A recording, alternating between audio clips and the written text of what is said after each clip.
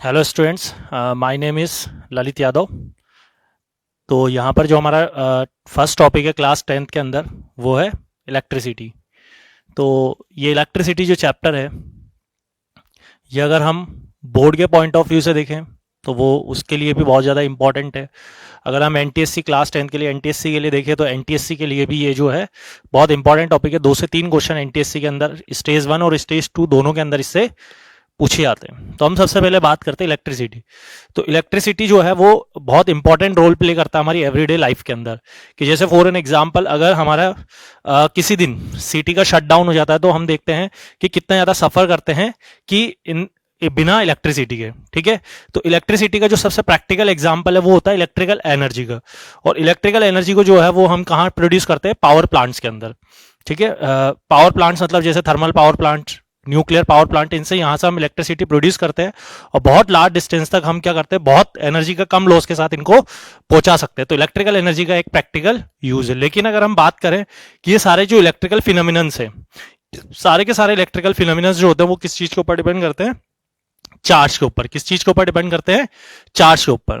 ठीक है, तो सबसे पहला जो इंपॉर्टेंट टॉपिक आता है हमारे इलेक्ट्रिसिटी के अंदर तो वो हम स्टडी करेंगे व्हाट इज चार्ज। अब उसको चार्ज को पढ़ने से पहले अगर इस चैप्टर को हम क्लासिफाइड करें तो इसको हम जो है 2 पार्ट्स में डिवाइड कर सकते हैं। फर्स्ट पार्ट जो है वो हमारा होता है स्टैटिक इलेक्ट्रिसिटी, या हम उसको बोलेंगे इलेक्ट्रो स्टैटिक। इलेक्ट्रोस्टैटिक। तो इलेक्ट्रोस्टैटिक के अंदर हम क्या करते हैं कि जितने भी इलेक्ट्रिसिटी से रिलेटेड फिनोमिनन्स है, जब चार्ज क्या होता है रेस्ट पे होता है, कि चार्ज एट रेस्ट। कि चार्ज जो होता है वो किस पे होता है? Charge is at rest, then charge is at rest and then इस चार्ज जब रेस्ट पे रहता है, जब इलेक्ट्रिसिटी और इससे रिलेटेड फिनोमिनन्स जो स्टडी करते हैं वो हम किसके अंदर करते हैं? Electrostatic static electricity. तो क्लास 10 के अंदर हम केवल क्या स्टडी करते हैं? Basic of electrostatics. ठीक है, नेक्स्ट हम बात करें जो सेकंड पार्ट होता है वो होता है करंट इलेक्ट्रिसिटी। इसके अंदर हम इलेक्ट्रिसिटी और इससे रिलेटेड जो फिनोमिनन्स होते हैं वो कब स्टडी करते हैं? Charge is in motion. कि चार्ज किस में होता है? Charge is in motion, then electricity and its related phenomenons जो हम स्टडी करते हैं वो कौन सी ब्रांच के अंदर हम स्टडी करते हैं? करंट इलेक्ट्रिसिटी के अंदर। तो इलेक्ट्रिसिटी जो है इस पूरे चैप्टर को हम 2 पार्ट्स में क्लासिफाइड करते हैं। पहला स्टैटिक इलेक्ट्रिसिटी, दूसरा करंट इलेक्ट्रिसिटी। तो इस चैप्टर के जो है 2 पार्ट से पहले हम चार्ज को रेस्ट पे होता है जब इससे इलेक्ट्रिसिटी से रिलेटेड फिनोमिनन्स स्टडी करते हैं। नेक्स्ट जब चार्ज इज इन मोशन तब इलेक्ट्रिसिटी से रिलेटेड जो भी फिनोमिनन्स हम स्टडी करते हैं वो किसमें, जब किसमें चार्ज किसमें होता है? मोशन में। तो वो हम स्टडी करते हैं करंट इलेक्ट्रिसिटी के अंदर। तो सबसे पहला इंपॉर्टेंट क्वेश्चन जो आता है वो हमारा क्या आता है? What is charge. तो सबसे पहले जो हम डिफाइन करेंगे वो इस चैप्टर के अंदर हम करेंगे चार्ज। तो सबसे पहले अगर हम बात करें चार्ज होता क्या है, चार्ज व्हाट इज चार्ज। तो सबसे पहला क्वेश्चन कि व्हाट इज चार्ज। तो इस चैप्टर के अंदर हम जो सबसे पहले पढ़ेंगे वो क्या पढ़ेंगे? चार्ज। तो देखिए चार्ज के अंदर अगर हम बात करें तो इसके हिस्ट्री के अंदर हम जाए तो सबसे पहले ग्रीक और इटली के अंदर कुछ एक्सपेरिमेंट किए गए। एक्सपेरिमेंट नंबर 1 कि हमने क्या लिया? एक सिंपल ग्लास रोड को लिया और दूसरा हमने क्या लिया? सिल्क क्लॉथ को लिया। पहले हमने देखा कि ये जो है कि ग्लास रोड और सिल्क क्लॉथ के बीच में कोई इंटरेक्शन नहीं था, लेकिन जैसे मैंने सिल्क क्लॉथ को ग्लास रोड से क्या किया? रब्ड किया। क्या किया मैंने? दे आर रब टू ईच अदर। जैसे मैंने रब्ड किया और मैंने रब करने के लिए यहां पर 2 तरह की 2 ग्लास रोड्स ली। This one with the glass rod first and this with another glass rod second. तो हमारे पास 2 ग्लास रोड है, फर्स्ट और सेकंड। इनिशियली हमने देखा कि जब हमने इनको रब्ड नहीं किया तो इन तीनों के बीच में कोई इंटरेक्शन नहीं था, लेकिन जैसे इस ग्लास रोड को मैंने क्या किया? इस सिल्क क्लॉथ से रब्ड किया तो मैंने क्या देखा कि जैसे ही मैंने इन दोनों ग्लास रोड को एक दूसरे के पास में लेके आया तो both the glass rods are repel to each other. पहला कंक्लूजन क्या निकाला मैंने कि ग्लास रोड जो है फर्स्ट और glass rod second they are repel to each other. दोनों एक दूसरे को क्या कर रही हैं? रिपेल कर रही हैं। और सिल्क अब इसमें नेक्स्ट एक्सपेरिमेंट नंबर 2 हमने क्या किया कि एक हमने एक तो लिया वुलन क्लॉथ और एक लिए हमने इबोनाइट रोड।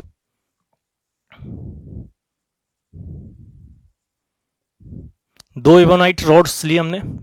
तो इनिशियली जब ये हमने इनको रब्ड नहीं किया तब इन दोनों चार्ज रोड्स के बीच में कोई इंटरेक्शन नहीं था, लेकिन जैसे ही मैंने इन दोनों इबोनाइट रोड्स को वुलन क्लॉथ के साथ रब्ड किया तो मैंने क्या देखा कि दोनों ebonite rods after rubbing with the woollen cloth,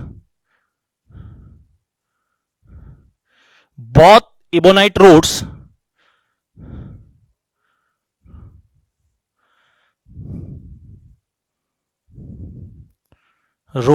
are repelled to each other। तो यहां पर ये तो एक हो गया conclusion number 1। Second will be the, अब थर्ड जो इंपॉर्टेंट कंक्लूजन लिया कि हमने क्या किया, इन दोनों ग्लास रोड, एक ग्लास रोड लिया और दूसरा हमने क्या लिया, एक इबोनाइट रोड लिया। तो इबोनाइट रोड लेने पर हमने क्या देखा कि ये दोनों ग्लास रोड और इबोनाइट रोड जो है एक दूसरे को क्या कर रहे हैं, अट्रैक्ट कर रहे हैं। तो यहां पर हमने देखा कि जैसे ही इसको हम देख सकते हैं कि सिल्क, जब ये ग्लास रोड को जब हमने रब्ड नहीं किया था तो कोई भी इसके बीच में इंटरेक्शन फोर्स नहीं था, ठीक है। लेकिन जैसे मैंने इसको रब्ड किया तो रब्ड करते ही मैंने देखा कि ये दोनों एक दूसरे को रिपेल कर रहे थे, और इस केस में इसमें इबोनाइट रोड एक दूसरे को रिपेल कर रहे थे। अगर इबोनाइट और वुलन क्लॉथ को देखें they are attract each other after rubbing. लेकिन मैंने जो दूसरी इंपॉर्टेंट थर्ड कंक्लूजन जो इंपॉर्टेंट देखा कि ग्लास रोड और इबोनाइट रोड लिया, दे अट्रैक्ट ईच अदर। तो यहां से एक चीज हमें समझ में आई कि हम इसको रब्ड करने की वजह से इसमें क्या हो रही है, कुछ ना कुछ प्रॉपर्टी जनरेट हो रही है जिसकी वजह से they interact with other body या अदर पार्टिकल, जिसकी वजह से क्या हो रहा है कि अदर बॉडी जो है वो क्या कर रही है, इंटरेक्ट कर रही है। और ये जो इंटरेक्शन फोर्स है इसी को हम क्या बोलते हैं, इलेक्ट्रिक फोर्स, ठीक है, इसको हम क्या बोलते हैं, इलेक्ट्रिक फोर्स। और दूसरी इंपॉर्टेंट चीज हमें क्या पता लगी कि इसके ऊपर जो चार्ज आ रहा है और इबोनाइट रोड के ऊपर चार्ज आ रहा है वो क्या है, दोनों डिफरेंट चार्जेस है। तो यहां से हमें दूसरी इंपॉर्टेंट चीज क्या पता लगी कि जो चार्ज का नेचर है वो कितने तरह का है, दो तरह का चार्ज का नेचर होता है। तो अगर हम डेफिनेशन की बात करें चार्ज की, तो पहली डेफिनेशन तो हम बोल सकते हैं charge is the basic property of material of a particle due to which they interact with other particle, and this interaction force is known as electric force। अब इसे जो है हम मॉडर्न थ्योरी से अगर हम स्टडी करना चाहें तो इसे हम जो है, अब कोई भी बॉडी जो चार्ज क्यों होती है, तो इसके लिए देखिए ये तो हमने जो है पुराने टाइम पे जो हमने सबसे पहले चार्ज का पता लगा था, जैसे हमने बहुत प्रीवियस क्लासेस के अंदर भी देखा कि हमने ड्रायर से जब कॉम को रब्ड किया तो हमने देखा कि कोई कॉम जो है वो स्मॉल पीसेस ऑफ पेपर को अट्रैक्ट करता है। अब इसको जो है हम जो स्टडी कर सकते हैं चार्ज ऑन मैक्रो बॉडीज, किसको हम थोड़ा सा समझते हैं, चार्ज ऑन मैक्रो बॉडीज, कि हमें पता है कि कोई भी जो बॉडी होती है वो किससे मिलकर बनी होती है, it is made up of a atom. तो हम अगर एटॉमिक स्ट्रक्चर की बात करें, हम इसको जो स्टडी करते हैं वो किससे करते हैं, with the help of atomic structure. जो ये पूरा का पूरा कॉन्सेप्ट है वो हम किसको, इस पूरे कॉन्सेप्ट को जो है वो किससे स्टडी करते हैं, with the help of study of atomic structure. अब एटॉमिक स्ट्रक्चर की अगर मैं बात करूं तो एटॉमिक स्ट्रक्चर के अंदर हमें पता है कि जो सेंट्रल पार्ट होता है एटम का, उस सेंट्रल पार्ट के अंदर क्या होते हैं, न्यूट्रॉन्स और प्रोटॉन्स। न्यूट्रॉन्स के ऊपर कोई charge, there is no charge on the neutrons. Protons के ऊपर जो है वो कौन सा चार्ज होता है, पॉजिटिव चार्ज। और इलेक्ट्रॉन्स के ऊपर जो चार्ज होता है वो कौन सा चार्ज होता है, नेगेटिव चार्ज। तो न्यूक्लियस जो सेंट्रल पार्ट है वहां पर क्या है, न्यूट्रॉन और प्रोटॉन्स, ठीक है। अब यहां पर जो इसको पूरे को समझने के लिए मैं एक सिंपल सा लिथियम एटम का एग्जांपल ले लेता हूं। किसका, लिथियम एटम का। लिथियम एटम में हम सब लोग जानते हैं कि इसके फर्स्ट ऑर्बिट के अंदर 2 इलेक्ट्रॉन्स रिवॉल्व करते रहते हैं, और उसके बाद जो नेक्स्ट ऑर्बिट होती है उसमें कितने इलेक्ट्रॉन होता है, एक सिंगल एक इलेक्ट्रॉन होता है। अब इसके अंदर मैंने क्या किया, इस लिथियम एटम के अंदर अभी अगर ये न्यूट्रल है, क्या है ये एटम जो है वो क्या है, न्यूट्रल। अगर न्यूट्रल है तो number of protons is equal to number of electrons, की नंबर ऑफ प्रोटॉन्स जो है वो नंबर ऑफ इलेक्ट्रॉन्स के बराबर है। अब अगर इसमें से मैंने एक इलेक्ट्रॉन को क्या कर दिया, रिमूव कर दिया, लेट्स एन एग्जांपल, एक इलेक्ट्रॉन को मैंने क्या कर दिया, इसमें से रिमूव कर दिया, तो रिमूव करते ही सेंट्रल पार्ट पे जो न्यूक्लियस में तो न्यूट्रॉन और प्रोटॉन्स, और यहां पर 2 इलेक्ट्रॉन्स रिमूव रिमेनिंग बचे। तो यहां पर हम क्या बोल सकते हैं, कितने प्रोटॉन्स, इसके पास 3 प्रोटॉन्स है और इलेक्ट्रॉन्स कितने, 2। इस वाले केस के अंदर दोनों के पास कितने इलेक्ट्रॉन्स थे, 3। तो यहां पर हम बोल सकते हैं कि number of protons is greater than number of electrons. इसका मतलब हम क्या बोल सकते हैं कि जो प्रोटॉन्स है, मतलब पॉजिटिव चार्ज जो है वो क्या है, इस केस में डोमिनेटिंग है एज कंपेयर टू इलेक्ट्रॉन। तो इस बॉडी को जो है हम क्या बोल देंगे, पॉजिटिव एटम। नेक्स्ट, सपोज करो कि इसमें मैंने एक इलेक्ट्रॉन को ऐड कर दिया, इस लिथियम एटम के अंदर मैंने एक इलेक्ट्रॉन को क्या कर दिया, ऐड कर दिया। जैसे ये न्यूट्रॉन, प्रोटॉन्स, ये 2 इलेक्ट्रॉन्स है, और नेक्स्ट इसमें ये 2 इलेक्ट्रॉन्स। तो जैसे मैंने इसके अंदर एक इलेक्ट्रॉन ऐड किया, तो मैं क्या बोल सकता हूं कि number of electrons is greater than number of protons, कि नंबर ऑफ इलेक्ट्रॉन्स जो है वो नंबर ऑफ प्रोटॉन से ज्यादा है। इसका मतलब क्या हो गया कि नेगेटिव चार्ज जो है वो डोमिनेटिंग हो गया as compare to positive charge. तो इस बॉडी को जो है हम क्या बोल देंगे, negatively atom, negatively charged atom. अब अगर हम फिजिक्स के अंदर बात करें तो ये तो हमने केवल केमिस्ट्री समझा। फिजिक्स के अंदर तो हमारे पास क्या होता है कि जैसे कॉम हो गया, ठीक है, ग्लास रोड, इबोनाइट रोड, ये सब लिए।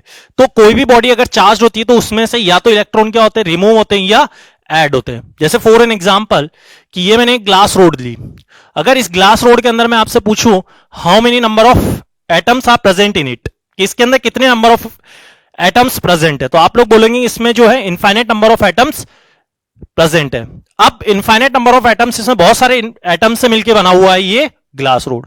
अब इस ग्लास रोड के कौन से, अगर इस ग्लास रोड में से मैंने क्या किया, कुछ इलेक्ट्रॉन्स रिमूव कर लिए, कुछ इलेक्ट्रॉन रिमूव कर दिए, तो जब ये क्या था, अनचार्ज था, तो नंबर ऑफ प्रोटॉन्स जो होते वो नंबर ऑफ इलेक्ट्रॉन्स के बराबर थे। Number of protons is equal to number of electrons. अगर मैंने कुछ इलेक्ट्रॉन इसमें से निकाल लिए तो क्या हो गए, प्रोटॉन्स जो हैं वो क्या हो गए, इलेक्ट्रॉन से ज्यादा। तो ये बॉडी कैसे चार्ज हो गई, पॉजिटिवली चार्ज्ड। अगर किसी बॉडी में से मैंने क्या कर दी, इलेक्ट्रॉन्स ऐड कर दिए, तो इलेक्ट्रॉन ऐड करने पे क्या हो गया, उसके मुझे इससे कोई मतलब नहीं कि कौन से एटम के अंदर मैंने इलेक्ट्रॉन्स ऐड किए, बस उस बॉडी के अंदर जो वो अनचार्ज थी उसमें नंबर ऑफ प्रोटॉन्स और इलेक्ट्रॉन्स बराबर थे। लेकिन जैसे मैंने कुछ इलेक्ट्रॉन्स ऐड किए तो इलेक्ट्रॉन्स क्या हो गए, डोमिनेटिंग हो गए एज कंपेयर टू प्रोटॉन्स। तो वो बॉडी जो है वो कैसे चार्ज हो गई, नेगेटिवली। तो इसी बेसिस पे जो है नेक्स्ट हम बोल सकते टाइप्स ऑफ चार्ज। तो there are 2 types of charge. First is positive charge and second will be negative charge. तो अगर किसी भी बॉडी के ऊपर पॉजिटिव चार्ज है तो पॉजिटिव चार्ज का मतलब क्या हो गया कि उस इलेक्ट्रॉन्स में जो है क्या हो गई, इलेक्ट्रॉन्स की डेफिशिएंसी, ठीक है, अ body having deficiency of electron. अगर किसी भी बॉडी में इलेक्ट्रॉन्स की डेफिशिएंसी हो जाती है, it means it gets positively charged. अगर किसी भी बॉडी के अंदर इलेक्ट्रॉन एक्सिस हो जाते हैं तो it means it gets negatively charged. जैसे एक एग्जांपल लेता हूं मैं सिंपल सा, कि जैसे एक मेरे पास एक न्यूट्रल बॉडी है, जैसे सपोज करते हैं हम, ये एक न्यूट्रल बॉडी है। इस न्यूट्रल बॉडी के अंदर जितने नंबर ऑफ पॉजिटिव चार्ज होंगे उतने ही नंबर ऑफ क्या होंगे, नेगेटिव चार्ज। जैसे फॉर एन एग्जांपल, जैसे ये मैं जो है ब्लू कलर के मार्कर से मैं पॉजिटिव, कितने पॉजिटिव हैं इसमें, 5, और रेड कलर की जो मार्कर है उससे मैं नेगेटिव बना देता हूं, तो इसके पास कितने नेगेटिव्स है, 3 4 5 नेगेटिव है, 5 पॉजिटिव है। इसका मतलब ये बॉडी के पास जितना पॉजिटिव चार्ज है उतना ही क्या है, नेगेटिव चार्ज है। अगर इसमें से मैं कुछ इलेक्ट्रॉन्स को निकाल देता हूं, इलेक्ट्रॉन्स को निकालते ही इसमें क्या हो जाएगा कि अगर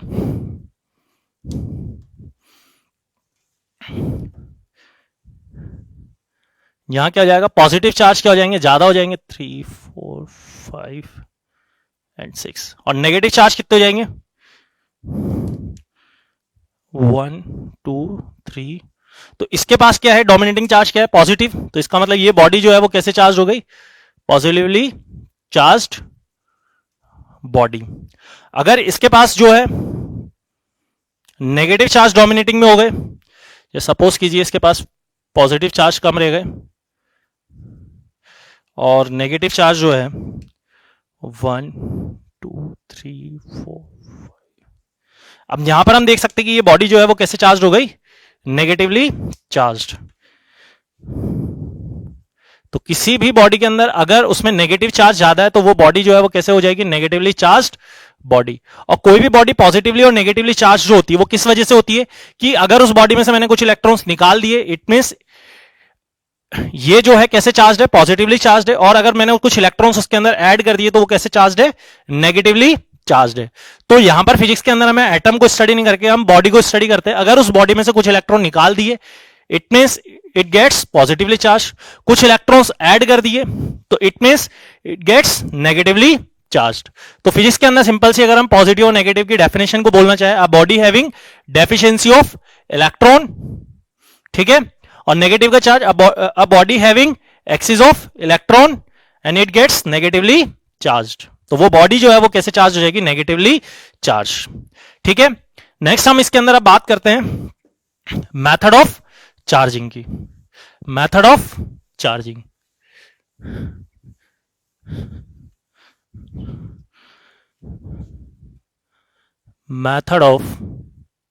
मेथड्स ऑफ चार्जिंग, कि किसी भी बॉडी को चार्ज करने के मेथड्स। तो यहां पर जो फर्स्ट मेथड है वो हमारे पास फर्स्ट मेथड है, बहुत ट्रेडिशनल मेथड है, जिससे आप लोग सब ने स्टडी किया होगा प्रीवियस क्लासेस के अंदर, charging by friction. Charging by friction, देखिए चार्जिंग बाय फ्रिक्शन के अंदर अगर मैं इसको समझ लूं तो जैसे फॉर एन एग्जांपल, इसके अंदर जो मैंने ये चार्जिंग बाय फ्रिक्शन, जैसे मैं इस चैप्टर के स्टार्टिंग में हिस्टोरिकल इंट्रोडक्शन जो दिया था मैंने चार्ज का, उसके अंदर भी बता चुका हूं, लेकिन एक बार फिर वापस हम इसको देख लेते हैं कि जैसे सिंपल सा एक एग्जांपल ले लेते हैं हम,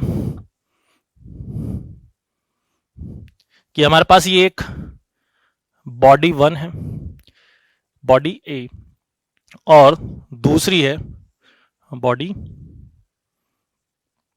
बी, ठीक है, ये एक बॉडी है बॉडी बी, और बोथ आर इनिशियली अनचार्ज्ड। अभी स्टार्टिंग में क्या है, दोनों अनचार्ज्ड है, इनिशियली दोनों क्या है, बोथ आर अनचार्ज्ड, इनिशियली दोनों क्या है, अनचार्ज्ड है। अब मैं क्या करता हूं, इन दोनों बॉडीज को क्या करता हूं, रब्ड करता हूं। क्या करता हूं मैं, दोनों बॉडीज को रब्ड करता हूं। तो रब्ड करने पे क्या होगा कि जैसे मैं इन दोनों बॉडीज को रब्ड करूंगा तो रब्ड करने की वजह से क्या होगा, ड्यू टू द फ्रिक्शन, यहां पर क्या होगी, हीट प्रोड्यूस होगी, कि heat produce due to the friction, कि यहां पर फ्रिक्शन की वजह से क्या होगी, हीट प्रोड्यूस होगी।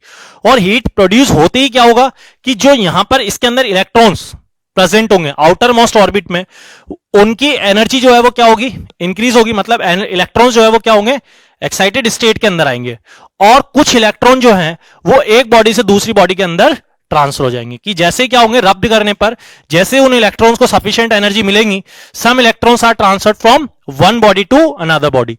जैसे मैं मान लेता हूं कि दोनों को इनको फ्रिक्शन करने से इसके अंदर जो इलेक्ट्रॉन्स प्रेजेंट थे, उन इलेक्ट्रॉन्स की क्या हो गई, वो एक्साइटेड स्टेट के अंदर आ गए, और लेट्स से मैंने कुछ इलेक्ट्रॉन जो हैं बॉडी ए से कहां पर ट्रांसफर हो गए, बी के अंदर। कि कुछ इलेक्ट्रॉन्स जो हैं वो कहां से ट्रांसफर हो गए, some electrons are transferred from body, some electrons are transferred from A to B. जैसे कुछ इलेक्ट्रॉन बी ए से बी के अंदर ट्रांसफर हुए तो ए के अंदर क्या हो गए, कि पहले अनचार्ज था तो जितने प्रोटॉन थे उतने इलेक्ट्रॉन थे, ये जितना पॉजिटिव चार्ज था उतना ही नेगेटिव चार्ज। कुछ इलेक्ट्रॉन्स ट्रांसफर हो गए तो यहां पर क्या हो गए, पॉजिटिव चार्ज ज्यादा हो गए, नेगेटिव चार्ज कम हो गए, ये प्रोटॉन्स ज्यादा हो गए, इलेक्ट्रॉन्स कम हो गए। तो ये जो ए बॉडी है ये क्या हो जाएगी, पॉजिटिवली चार्ज्ड, पॉजिटिवली चार्ज्ड। और कुछ इलेक्ट्रॉन इसमें ट्रांसफर हो गए तो इसका मतलब ये जो है इसमें क्या हो गया, एक्सिस ऑफ इलेक्ट्रॉन, तो ये जो बॉडी बी है वो क्या हो जाएगी, नेगेटिवली चार्ज्ड, ठीक है। तो इसके ऊपर क्या हो गए, इसमें तो इलेक्ट्रॉन्स जैसे मान लेते हैं हम 1 2 3 4 5, और 5 तो पॉजिटिव चार्ज है और 5 ही नेगेटिव है। तो इसमें भी जितने नंबर ऑफ पॉजिटिव हैं उतने ही इसके पास भी नेगेटिव है। अब कुछ इलेक्ट्रॉन इधर से इधर ट्रांसफर हो गए तो इसके पास क्या हो गया, पॉजिटिव चार्ज क्या हो गया, डोमिनेटिंग हो गया।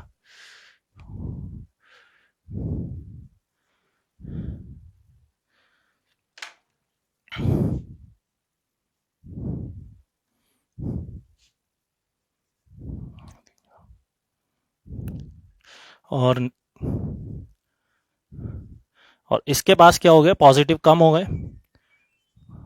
1 2,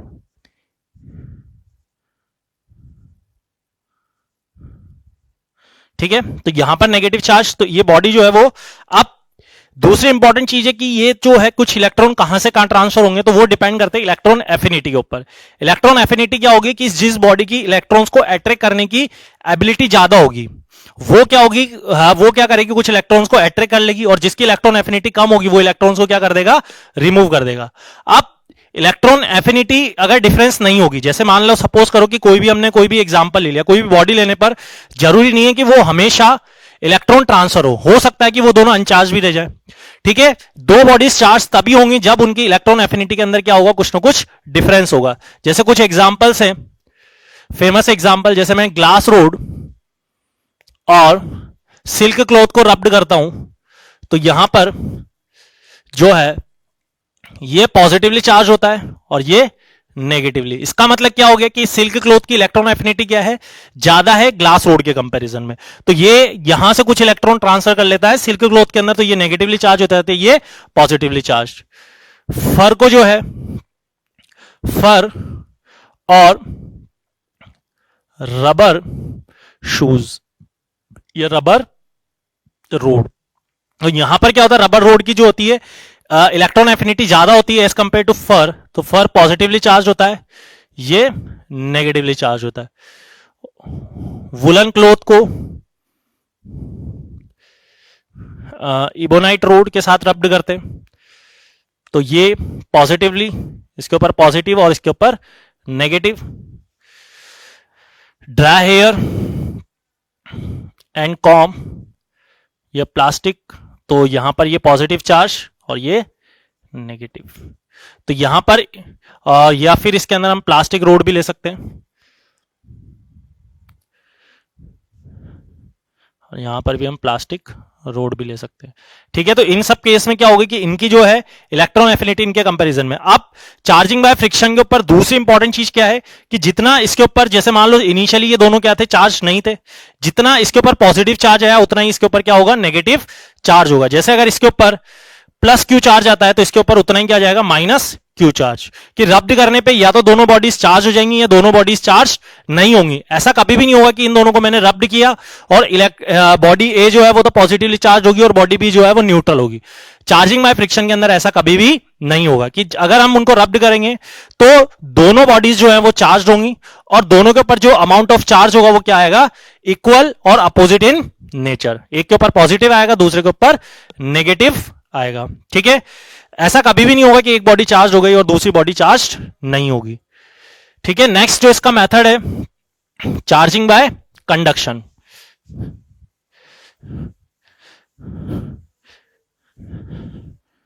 चार्जिंग बाय कंडक्शन, तो चार्जिंग बाय कंडक्शन के अंदर देखिए कि सिंपल सा मैंने ये एक इंसुलेटर है, इंसुलेटर स्टैंड, जिसके ऊपर ये मैंने स्पेयर रखा हुआ है। ये जो स्पेयर है ये कैसा है, अनचार्ज्ड है, अनचार्ज्ड बॉडी, और मेरे पास एक रॉड है पॉजिटिवली चार्ज्ड।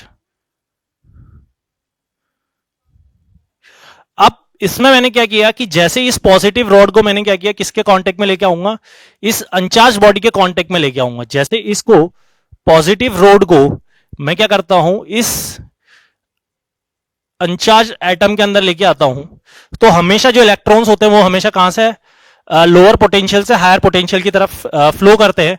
कि जैसे इसको हम इस तरह से समझ सकते हैं वाटर एनोलॉजी से, कि हमेशा जो वाटर है वो कहां से कहां फ्लो करता है, high pressure to low pressure. Temperature जो है वो हमेशा कहां फ्लो करता है, हाई टेम्परेचर टू, जो हीट है वो कहां से कहां फ्लो करती है, high temperature to low temperature. वैसे ही अगर हम यहां पर पॉजिटिव है यहां पर नेगेटिव है, तो पॉजिटिव चार्ज के ऊपर क्या होगी, डेफिशिएंसी ऑफ इलेक्ट्रॉन, यहां पर इलेक्ट्रॉन की कमी होगी और यहां पर इलेक्ट्रॉन इसके कंपैरिजन में क्या होंगे, ज्यादा होंगे। तो कुछ इलेक्ट्रॉन जो है वो क्या होंगे, अनचार्ज बॉडी से क्या हो जाएंगे, चार्ज बॉडी के अंदर ट्रांसफर हो जाएंगे। मतलब यहां पर इलेक्ट्रॉन्स की क्या होगी, डेंसिटी कम होगी as compare to positive charge. तो some electron are transfer from uncharge body to charge body. जैसे चार्ज बॉडी के अंदर क्या होगी, डेफिशिएंसी होगी इलेक्ट्रॉन्स की, और अनचार्ज बॉडी में क्या होंगे, प्रोटॉन और नेगेटिव चार्ज और पॉजिटिव चार्ज इक्वल होंगे। अब यहां पर इलेक्ट्रॉन्स की कमी है, तो कुछ इलेक्ट्रॉन क्या होंगे, कहां से कहां ट्रांसफर हो जाएंगे, अनचार्ज बॉडी से चार्ज बॉडी के। और जैसे ही कुछ इलेक्ट्रॉन यहां से यहां ट्रांसफर हुए, तो कुछ इलेक्ट्रॉन जैसे इसने रिमूव कर दिए, तो इसमें क्या हो गया, डेफिशिएंसी ऑफ इलेक्ट्रॉन। तो ये जो अनचार्ज बॉडी ये क्या हो जाएगी, चार्ज हो जाएगी। और कैसे चार्ज होगी, ये पॉजिटिवली चार्ज। और ये इलेक्ट्रॉन कब तक फ्लो होते रहेंगे, जब तक कि दोनों तरफ जो है पोटेंशियल डिफरेंस, जिसे हम बाद में समझेंगे, या भी हम बोल सकते हैं कि इलेक्ट्रॉन डेंसिटी जब तक कि बराबर नहीं हो जाए। तो ये जो बॉडी है, ये कैसे अनचार्ज बॉडी जो है वो कैसे चार्ज कर दी हमने, पॉजिटिवली चार्ज। अगर हम यहां पर नेगेटिव रोड लेके आते हैं, तो नेगेटिव रोड में क्या होगा, नेगेटिव रोड वाले केस के अंदर, कि जैसे मान लीजिए सपोज कीजिए पॉजिटिव की जगह हमने इस अनचार्ज स्पेयर को, इस अनचार्ज स्पेयर को मैंने नेगेटिव से, तो जैसे ये मैंने अनचार्ज स्पेयर को नेगेटिव से क्या किया, मैंने टच कांटेक्ट में लेके आया, तो नेगेटिव के पास क्या है, excess of electron as compare to uncharge. तो कुछ इलेक्ट्रॉन जो है वो कहां से कहां ट्रांसफर हो जाएंगे, नेगेटिव से अनचार्ज बॉडी के। और जैसे कुछ इलेक्ट्रॉन इसके अंदर ट्रांसफर होंगे, तो ये जो अनचार्ज बॉडी है ये क्या हो जाएगी, कुछ इलेक्ट्रॉन जैसे इसके अंदर आए, तो ये कैसे चार्ज हो जाएगी, नेगेटिवली चार्ज्ड। तो जैसे अगर हम इसको बॉडी को पॉजिटिव के साथ कांटेक्ट में लाएंगे तो पॉजिटिवली चार्ज होगी, नेगेटिव को लेके आएंगे तो नेगेटिवली चार्ज होगी। तो चार्जिंग बाय कंडक्शन के अंदर हम क्या बोल सकते हैं, when the uncharged body is in contact with charge body, कि अनचार्ज बॉडी को जैसे ही हम चार्ज बॉडी के कांटेक्ट में लेते आते हैं, तो सम इलेक्ट्रॉन्स आर ट्रांसफर्ड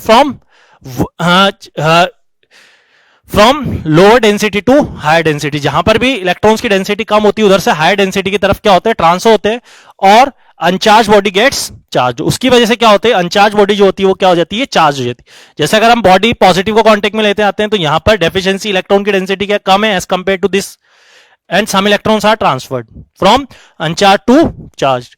इस वाले केस में क्या होगा, नेगेटिव मतलब इलेक्ट्रॉन्स ज्यादा हैं इधर की तरफ कम है, तो कुछ इलेक्ट्रॉन पॉजिटिव से, सॉरी नेगेटिव से अनचार्ज बॉडी के अंदर आएंगे, और ये अनचार्ज बॉडी जो है वो कैसे चार्ज होगी, नेगेटिवली चार्ज्ड। ठीक है। इसके अंदर एक और चीज हमें ध्यान रखनी है कि इफ टू आइडेंटिकल, मैंने क्या लिए, दो आइडेंटिकल स्पेयर्स लिए, दो आइडेंटिकल मैंने क्या लिए, स्पेयर लिए, और एक स्पेयर के ऊपर जो चार्ज है वो कितना है, प्लस क्यू चार्ज है, और दूसरा जो स्पेयर है उसके ऊपर कोई चार्ज नहीं है। ठीक है। ये जो फर्स्ट वाला स्पेयर है इसके ऊपर पॉजिटिव चार्ज है। ठीक है। अब इन दोनों स्पेयर्स को, इफ टू दोनों कैसे हैं, आइडेंटिकल हैं, दोनों स्पेयर्स कैसे हैं, आइडेंटिकल। अब जैसे मैं इन दोनों स्पेयर्स को कांटेक्ट में लेके आता हूं, जैसे मैं इन दोनों स्पेयर्स को कांटेक्ट में लेके आऊंगा, तो अगर ये आइडेंटिकल हैं, तो दोनों पे जैसे अगर इसको कांटेक्ट में लेके आने के बाद मैं इनको दोनों को वापस क्या करता हूं, दोनों को टच किया और उसके बाद दोनों को अलग अलग रख, तो दोनों के ऊपर जो चार्ज होगा वो कितना होगा, Q/2 और Q/2। इसके ऊपर जितना, जैसे अगर इसके ऊपर प्लस क्यू चार्ज, इसके ऊपर कोई चार्ज नहीं है, तो इसके ऊपर जो चार्ज होगा वो Q/2, और इसके ऊपर जो चार्ज होगा वो Q/2, दोनों अगर आइडेंटिकल स्पेयर है। तो ये हम प्रॉपर्टीज अंदर भी पढ़ेंगे, ये चार्ज होता है वो हमेशा कंजर्व होता है। तो यहां पर टोटल नेट चार्ज कितना है इसका सिस्टम का, Q, और यहां पर भी Q/2 प्लस Q/2। ठीक है। लेकिन यहां पर ये इंपॉर्टेंट चीज है कि ये दोनों क्या होने चाहिए, आइडेंटिकल होना चाहिए। ठीक है। तो थर्ड मेथड है चार्जिंग बाय इंडक्शन। तो हमने पहले दो मेथड पढ़ लिए, charging by friction, charging by conduction. Conduction में हमने क्या किया था, चार्ज बॉडी को अनचार्ज बॉडी के कांटेक्ट में लेके आएंगे, उसकी वजह से uncharge body gets charge. Third method है charging by induction. Charging by induction के अंदर जो है, हम चार्ज बॉडी को जो है not in contact with charge body, कि चार्ज बॉडी के साथ कांटेक्ट में नहीं लेके आते हैं। कि जैसे इसके अंदर कुछ प्रोसेस को हम फॉलो करते हैं, कि इसके ऊपर यह, इसको ऐसे ही बोल सकते हैं कि व्हेन द अनचार्ज बॉडी इसके पास में लेके आते हैं, is brought near to it, then charge body gets charge. तो इसके लिए हम कुछ स्टेप्स को फॉलो करते हैं, और इस प्रोसेस को हम बोलते हैं चार्जिंग बाय इंडक्शन। तो देखिए इस प्रोसेस के अंदर क्या करते हैं हम, सिंपल सा take an isolated neutral body, एक न्यूट्रल बॉडी ली। इस न्यूट्रल बॉडी का मतलब क्या हो गया कि इसके ऊपर जितने पॉजिटिव चार्ज हैं उतने ही क्या है, नेगेटिव चार्ज, और वो कैसे डिस्ट्रीब्यूटेड है इसके ऊपर, रैंडमली।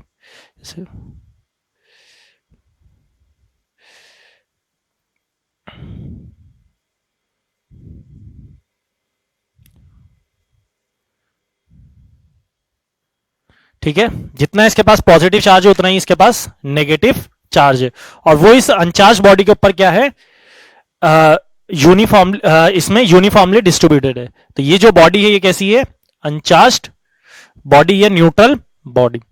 अब चार्जिंग बाय इंडक्शन के अंदर हम क्या करते हैं कि जैसे ही हम एक चार्ज बॉडी को इसके पास में लेके आते हैं, इसके कांटेक्ट में नहीं लेके आएंगे, कांटेक्ट में लेके आएंगे तो वो कौन सा मेथड हो जाएगा, चार्जिंग बाय कंडक्शन। तो कांटेक्ट में ना लाके हम इससे थोड़ा सा दूर इसको क्या करते हैं, एक पॉजिटिव चार्ज बॉडी को कुछ भी लेके आ सकते हैं, पॉजिटिव और नेगेटिव। मैं एक एग्जांपल ले रहा हूं, मैं इसके पास में क्या लेके आया हूं, पॉजिटिव चार्ज बॉडी को लेके। जैसे मैं इसके पास पॉजिटिव चार्ज बॉडी को लेके आऊंगा तो इसके अंदर जो पॉजिटिव चार्ज है वो तो क्या होंगे, रिपेल होंगे, और नेगेटिव चार्ज इससे क्या होंगे, अट्रैक्ट होंगे। तो नेगेटिव चार्ज सारे इस एक एंड पे आ जाएंगे, इस वाले एंड पे क्या आ जाएंगे, जो पॉजिटिव चार्ज के पास वाला एंड है वहां पर सारे के सारे क्या आ जाएंगे, नेगेटिव चार्ज, और इधर की तरफ क्या आ जाएंगे, इस बॉडी के पॉजिटिव चार्ज। अब ये जो प्रोसेस है इसमें क्या हो गया, जो चार्ज है वो क्या हो गया, इंड्यूस हो गया, मतलब एक एंड पे नेगेटिव चार्ज आ गया, एक एंड पे पॉजिटिव चार्ज आ गया। लेकिन अभी भी अगर मैं इस बॉडी के अंदर क्या कुछ इलेक्ट्रॉन रिमूव हुए या ऐड हुए, नहीं, जितना पॉजिटिव चार्ज है उतना ही नेगेटिव चार्ज है। इसका मतलब अभी भी ये बॉडी क्या है, अनचार्ज्ड है। बस केवल एक प्रोसेस हुआ है कि सारा का सारा नेगेटिव चार्ज एक तरफ आ गया, सारा का सारा पॉजिटिव चार्ज एक तरफ आ गया। ठीक है, पहले जो चार्ज रैंडमली डिस्ट्रीब्यूटेड थे, जैसे ही मैं इसके पास पॉजिटिव चार्ज बॉडी लेके आया तो नेगेटिव चार्ज एक तरफ आ गया और पॉजिटिव चार्ज एक तरफ आ गया। स्टेप थर्ड के अंदर मैंने क्या किया, इसको ग्राउंडिंग या अर्थिंग कर दी। इसको अर्थिंग के अंदर क्या करते हैं कि एक हम कंडक्टर वायर लेते हैं, ये क्या है, कंडक्टर वायर या मेटल वायर, कोई भी एक मेटल वायर लिया और उस मेटल वायर को मैंने क्या किया, अर्थ से कनेक्टेड कर दिया। यहां पे हमारी अर्थ है, तो जैसे मैं इसको अर्थ से कनेक्टेड करूंगा मेटल वायर को, तो यहां पर क्या है, पॉजिटिव है, और अर्थ अपने आप में क्या है, एक ह्यूज कंडक्टर है। तो कुछ इलेक्ट्रॉन जो है वो कहां से कहां ट्रांसफर हो जाएंगे, अर्थ से इस अनचार्ज्ड बॉडी के अंदर, क्योंकि अर्थ क्या है, न्यूट्रल बॉडी है, कंडक्टर है, इसके पास ही बहुत सारे पॉजिटिव नेगेटिव चार्ज होंगे और इधर की तरफ पॉजिटिव है। तो क्या होगा कि जैसे ही ये पॉजिटिव क्या करेगा, इसके कुछ इलेक्ट्रॉन्स को क्या कर लेगा, अपनी तरफ अट्रैक्ट कर लेगा। तो कुछ इलेक्ट्रॉन्स, हम electrons are transferred from earth to uncharged body, कुछ इलेक्ट्रॉन जो है वो अर्थ से अनचार्ज बॉडी के अंदर क्या हो जाएंगे, ट्रांसफर हो जाएंगे। और जैसे ही ट्रांसफर होंगे, जैसे ही इसके अंदर से कुछ इलेक्ट्रॉन ट्रांसफर होंगे, तो इस जो अनचार्ज बॉडी है ये क्या हो जाएगी, इसके पास कुछ इलेक्ट्रॉन ट्रांसफर हो गए, तो इसके पास जो है वो डोमिनेटिंग कौन सा चार्ज हो जाएगा, नेगेटिव। पॉजिटिव चार्ज जो है वो क्या हो जाएगा, कम होगा।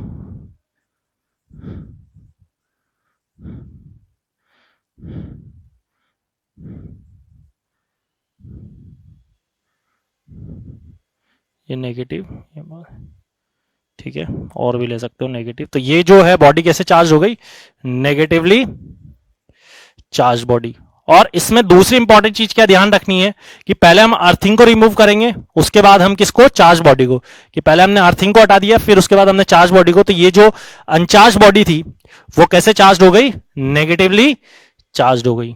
ये जो अनचार्ज बॉडी थी ये कैसे चार्ज हो गई, नेगेटिवली चार्ज्ड। ठीक है, तो चार्जिंग बाय कंडक्शन में हमने इस बॉडी के साथ कोई कांटेक्ट में नहीं लेके आया, लेकिन फिर भी ये जो अनचार्ज बॉडी क्या हो गई, नेगेटिवली चार्ज्ड। इसमें एक इंपॉर्टेंट चीज देखिए, जब हम पॉजिटिव को इसके पास में लेके आए तो ये कैसे चार्ज हो रही है, नेगेटिवली। अगर हम इसके पास में नेगेटिव चार्ज लेके आएंगे तो ये अनचार्ज बॉडी जो है वो क्या होगी, पॉजिटिवली चार्ज होगी। तो कंडक्शन और इंडक्शन में क्या डिफरेंस है कि कंडक्शन के ऊपर जो है अगर हम पॉजिटिव को अनचार्ज बॉडी के कांटेक्ट में लेके आते तो वो कैसे चार्ज होती है, पॉजिटिवली। लेकिन यहां पर अगर हम पॉजिटिव चार्ज को लेके आते हैं तो यहां पर इसके ऊपर कौन सा चार्ज आता है, नेट चार्ज नेगेटिव आता है। ठीक है, तो ये बॉडी जो है वो कैसे चार्ज हो गई, चार्ज नेगेटिवली चार्ज। और इस पूरे प्रोसेस को, this process is known as charging by induction. इस प्रोसेस को हम क्या बोलते हैं, चार्जिंग बाय इंडक्शन। ठीक है, तो कुछ इलेक्ट्रॉन जो है इस चार्ज बॉडी से दूसरे, तो ये हमारे पास मेथड ऑफ चार्जिंग के तीन मेथड हो गए, charging by friction, charging by conduction, charging by induction. Next इसका जो टॉपिक है वो है properties of charge.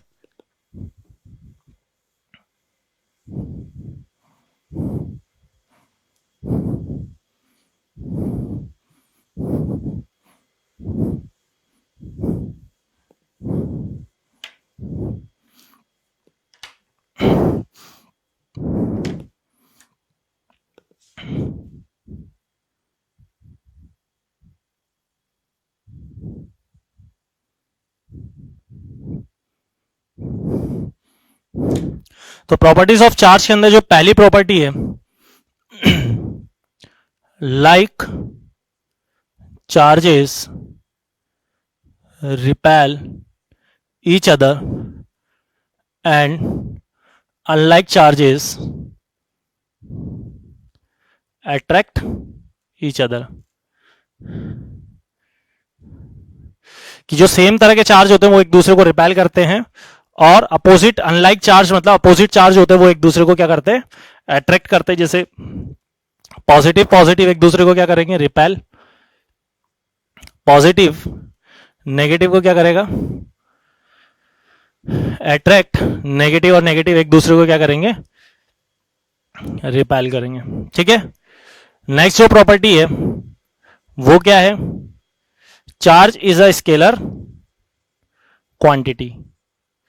Scalar quantity का मतलब क्या हो गया कि जो चार्जेस हैं उनको हम केवल जो है ये कैसे चार्ज होते हैं वो, या इसको हम बोल सकते हैं charge is additive in nature.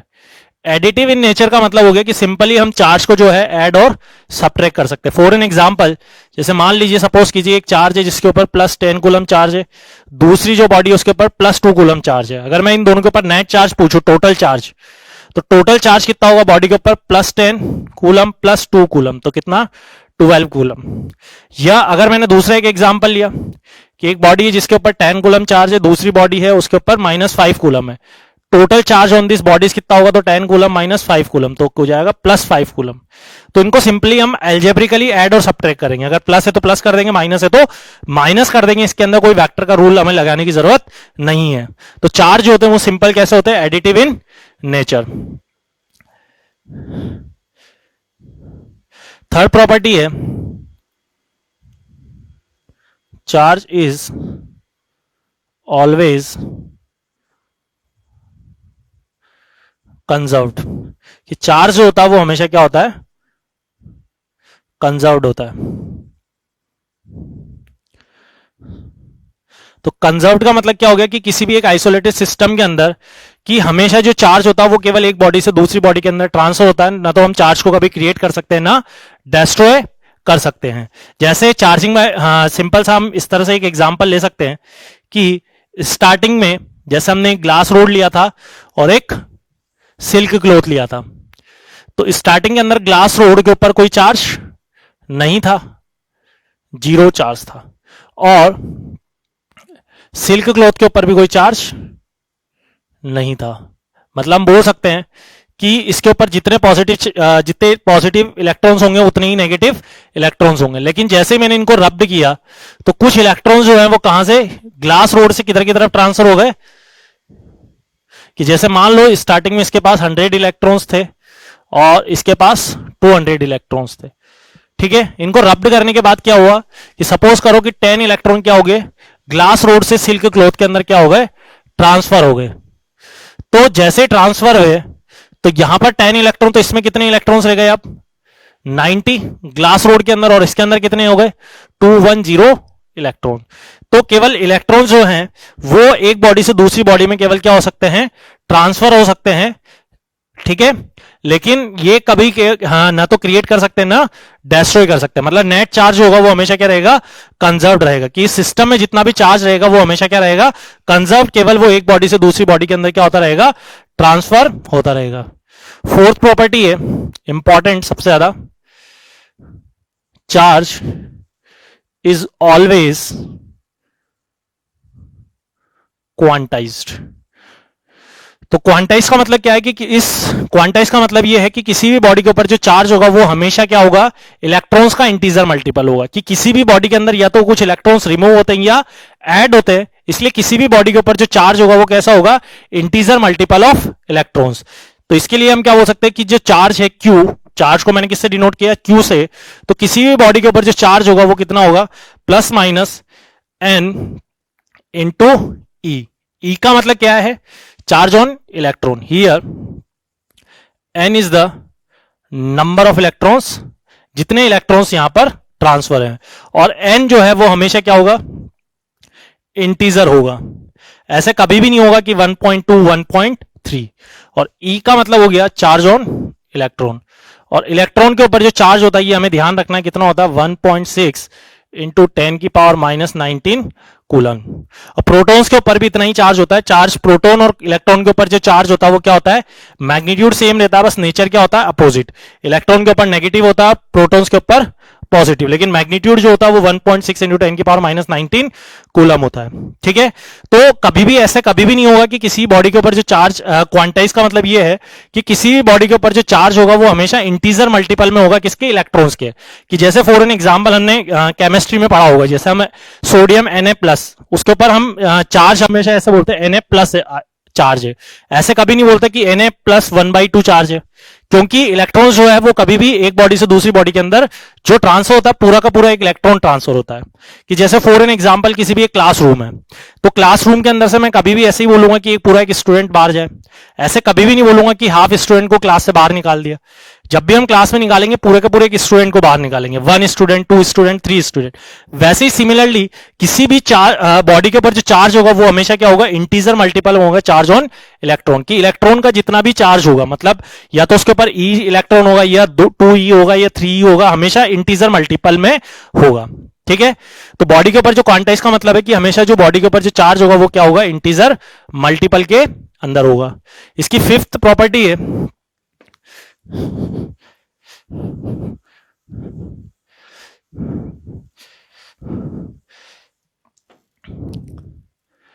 mass is always,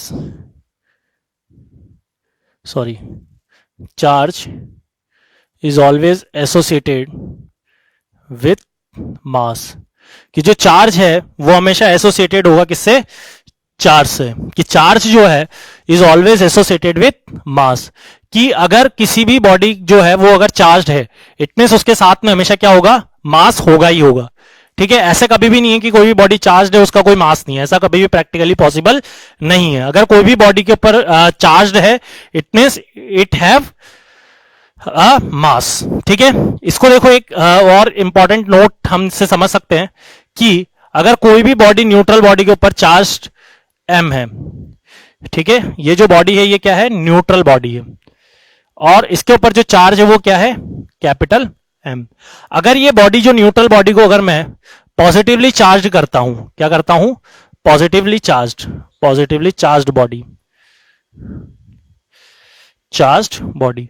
तो ये बॉडी जो है वो पॉजिटिवली चार्ज कब हो सकती है, जब इसमें से मैंने कुछ इलेक्ट्रॉन्स रिमूव किए होंगे। इस बॉडी पॉजिटिवली चार्ज कब हो सकती है, जब मैंने इसमें से कुछ इलेक्ट्रॉन्स रिमूव किए। और इलेक्ट्रॉन का खुद का एक क्या होता है, मास होता है। उसका मास कितना होता है इलेक्ट्रॉन्स के ऊपर, मास ऑन इलेक्ट्रॉन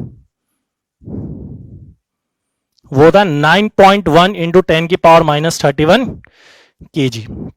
तो जैसे अगर मैंने इसमें से मान लो सपोज करो n इलेक्ट्रॉन्स को रिमूव किया है, तो इसका मास में कितना चेंज हो गया, n इंटू एम ही। तो हम बोलेंगे कि कोई भी अगर पॉजिटिवली चार्ज बॉडी होती है तो उसका हमेशा क्या होता है, कुछ ना कुछ मास डिक्रीज होता है। कि अगर कोई भी न्यूट्रल बॉडी से वो बॉडी पॉजिटिवली चार्ज होती है तो उसका मास जो है, मास विल डिक्रीज, उसका कुछ ना कुछ डेल्टा एम मास क्या होगा, डिक्रीज होगा।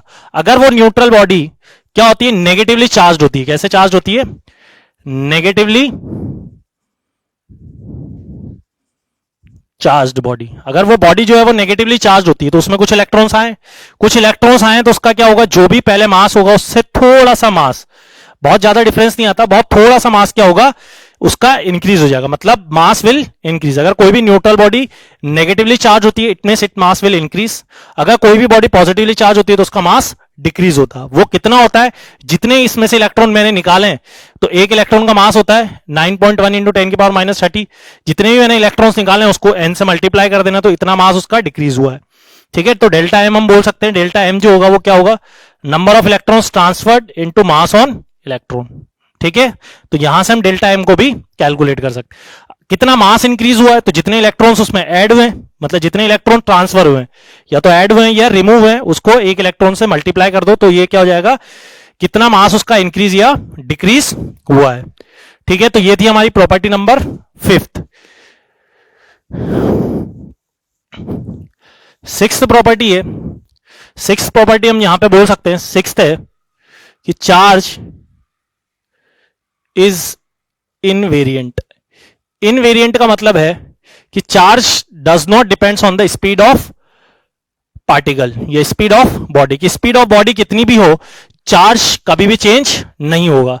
लेकिन मास जो होता है वो वेरिएंट होता है। मतलब हमने आइंस्टीन की equation E equal to delta m c square से कि अगर हम मास की जो स्पीड है वो लाइट की स्पीड के बराबर कर देते तो उसका मास जो है वो क्या होता है, चेंज होता है। लेकिन जो चार्ज है इनवेरिएंट का मतलब है कि charge does not depends on the does not depend upon the speed of body, ये स्पीड ऑफ पार्टिकल, कि पार्टिकल की स्पीड के ऊपर डिपेंड नहीं करता है। ठीक है, ये हमेशा क्या रहता है, कांस्टेंट। लेकिन मास जो होता है वो क्या होता है, वेरिएंट होता है। नेक्स्ट प्रॉपर्टी है कि चार्ज जो है is at rest, charge rest में होता है तो इट प्रोड्यूस, ये हम बाद में पढ़ेंगे कि ये जो प्रोड्यूस करता है इट प्रोड्यूसेस इलेक्ट्रिक फील्ड, कि अगर चार्ज रेस्ट में होता है तो it produce electric field. Electric field क्या होता है ये हम आगे के लेक्चर्स के अंदर पढ़ेंगे। चार्ज इज इन मोशन तो इट प्रोड्यूस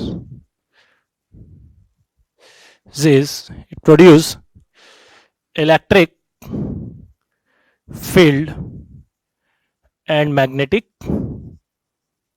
फील्ड, कि अगर वो मोशन में होता है कैसे, यूनिफॉर्म मोशन, यहां पर हम इसमें भी लिख देते हैं यूनिफॉर्म मोशन। ठीक है, charge is accelerated motion, it produce electric field, magnetic field and it radiates EM waves, electromagnetic waves जो रेडिएट करते हैं, कि अगर चार्ज एक्सेलेटेड है इट रेडिएट्स इलेक्ट्रोमैग्नेटिक वेव्स। तो ये अभी ध्यान रखना है। फर्स्ट में अभी इलेक्ट्रिक फील्ड के बारे में, नेक्स्ट जो चैप्टर है उसमें हम मैग्नेटिक फील्ड पढ़ेंगे क्या होता है। और इलेक्ट्रोमैग्नेटिक वेव्स का अगर हम ओरिजिनल सोर्स की बात करें तो वो ओरिजिनल सोर्स क्या होता है, अगर हम चार्ज को जो है वो क्या होता है, एक्सेलेटेट करते हैं। ठीक है, चार्ज को अगर एक्सेलेटेट करते हैं तो it produce electric field, magnetic field and it radiates electromagnetic waves. ठीक है, तो ये कुछ पॉइंट्स है जो हमें ध्यान रखने हैं। चार्ज इज एट रेस्ट तो it produce electric field, charge is in uniform motion it produce electric and magnetic field, charge is accelerated motion it produces electric field, magnetic field and it radiates electromagnetic waves. ठीक है, ठीक है, इस properties के बाद next हम इससे based कुछ न्यूमेरिकल्स कर लेते हैं। जैसे सिंपल सा एक क्वेश्चन हमसे पूछा जाता है कि how many electrons are transferred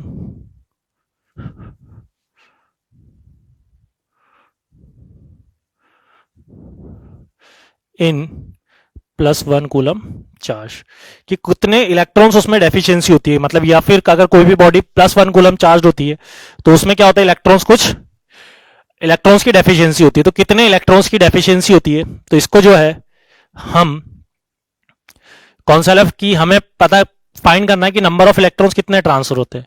तो हमें पता है इलेक्ट्रॉन के ऊपर चार्ज कितना होता है, 1.6 × 10⁻19 -19 कूलम, और इसके ऊपर जो चार्ज है +1 कूलम। तो Q इज इक्वल टू क्या हो जाएगा, N × E, तो 1 × N × 1.6 × 10⁻19। तो यहां से N कितना हो जाएगा, 1 कूलम अपॉन 1.6 × 10⁻19। तो ये आ जाएगा 6.25 × 10⁻18 इलेक्ट्रॉन। इसको सिंप्लीफाइड करोगे, ठीक है। इसमें यहां पर एक और चीज रह गई है कि अगर हम इनकी यूनिट्स की बात करें चार्जेस की, तो चार्ज की जो यूनिट होती है, SI यूनिट जो होती है चार्ज की, वो क्या होती है, कूलम। उसको डिनोट करते हैं कैपिटल C से। इसकी जो CGS यूनिट होती है वो होती है स्टेट कूलम या ESU, और 1 coulomb is equal to 3 × 10⁹ stat coulomb. ठीक है। और किसी भी बॉडी के ऊपर जो स्मॉलेस्ट चार्ज होता है, स्मॉलेस्ट चार्ज ऑन बॉडी, वो कितना होता है, ई के बराबर होता है।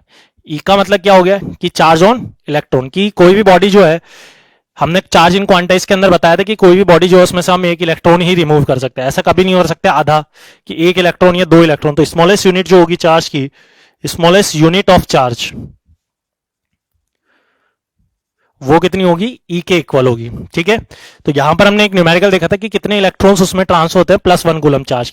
तो नंबर ऑफ इलेक्ट्रॉन, इलेक्ट्रॉन के ऊपर जो चार्ज होता है, चार्ज ऑन इलेक्ट्रॉन, वो कितना होता है 1.6 इंटू 10⁻19 कूलम। तो Q इज इक्वल टू +1 की, तो कितने इलेक्ट्रॉन्स की डेफिशिएंसी होगी, 1/1.6 इंटू 10⁻19। कोई भी पॉजिटिवली चार्ज होती है तो उसमें से इतने इलेक्ट्रॉन्स निकलते हैं, या इसको हम बोल सकते हैं 625 into 10⁻16 electrons.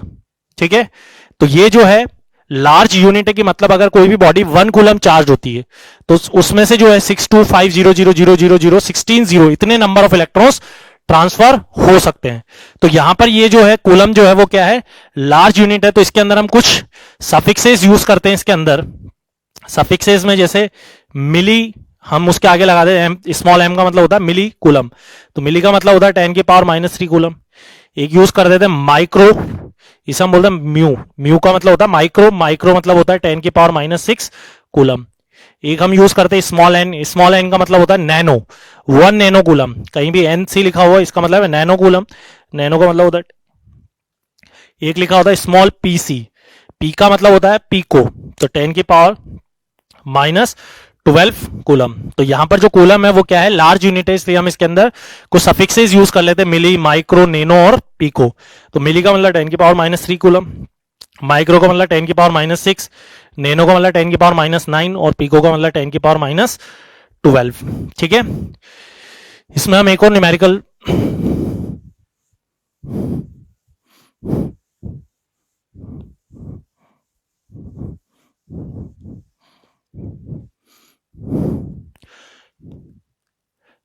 a glass rod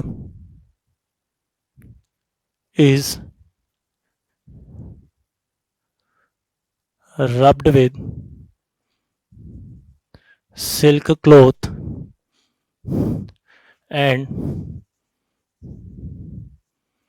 glass rod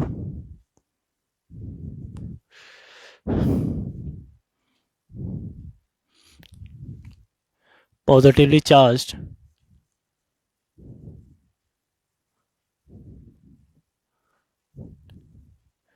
कितना चार्ज आता है उसके ऊपर positively charge 2 into 10⁻⁻7 coulomb. Find the number of electrons are transferred from glass rod to silk cloth. पहला पार्ट है कि कितने इलेक्ट्रॉन्स उसमें से ट्रांसफर होते हैं। दूसरा, how much mass are transferred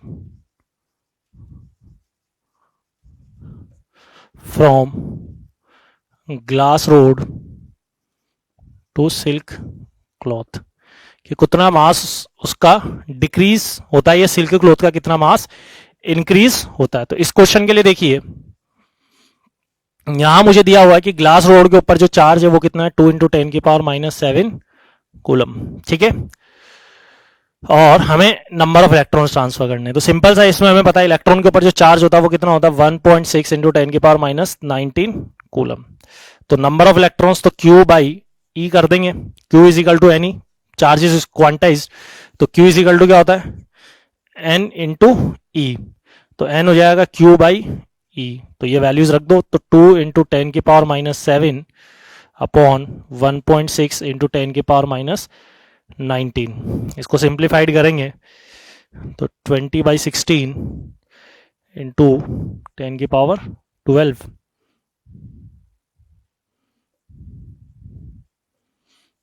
तो ये हो जाएगा 1.25 इंटू 10 की पावर 12 इलेक्ट्रॉन्स जो हैं उसमें से क्या होंगे, ट्रांसफर होंगे।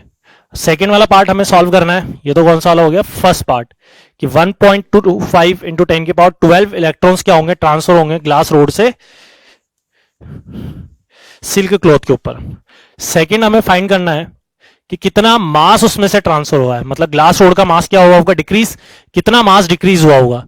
तो डेल्टा एम इजिकल टू क्या हो जाएगा, n into m e. M e का मतलब मास ऑन इलेक्ट्रॉन्स। तो एन कितना है, 1.25 इंटू 10 की पावर 12 इंटू 9.1 इंटू 10 की पावर माइनस 31 kg। इसे सिंप्लीफाइड करेंगे टू 10 की पावर 19 और इसको और 9.1, ये इसमें कितना आ जाएगा इसका केजी में।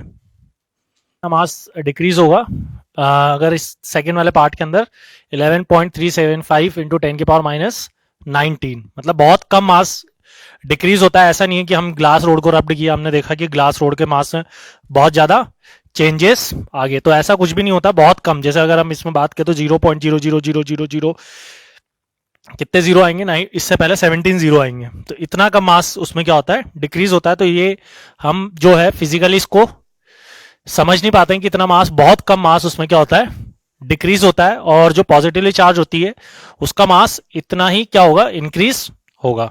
2 पॉइंट चार्जेस लिए Q1 and Q2, both are placed या separated at r distance। तो यहां पर अकॉर्डिंग टू दिस लॉ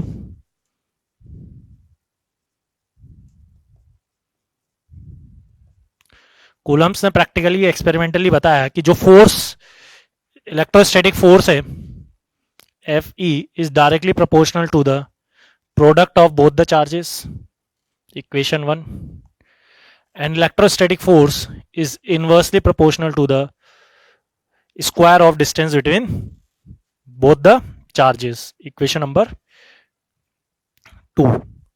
जब हमने इन दोनों इक्वेशंस को कंबाइन करेंगे तो F is directly proportional to Q1 Q2 upon R square, और जैसे हम ये प्रोपोर्शनलिटी का साइन हटाएंगे तो यहाँ पर एक कांस्टेंट आएगा K Q1 Q2 upon R square.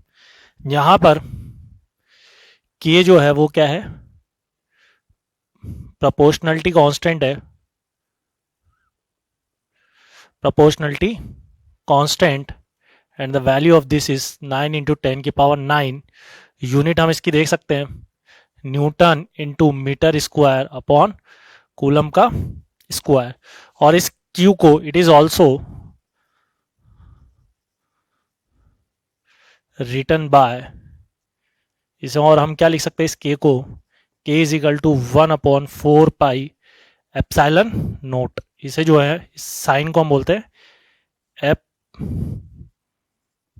Epsilon, ठीक है। ये जो साइन है इसको हम बोलते हैं epsilon note, EPSILON, epsilon note, ठीक है, ये एप्सिलॉन 0। तो यहां पर अगर हम इस वैल्यू को इसके अंदर पुट करें तो FE is equal to 1 upon 4 pi epsilon naught Q1 Q2 upon R square.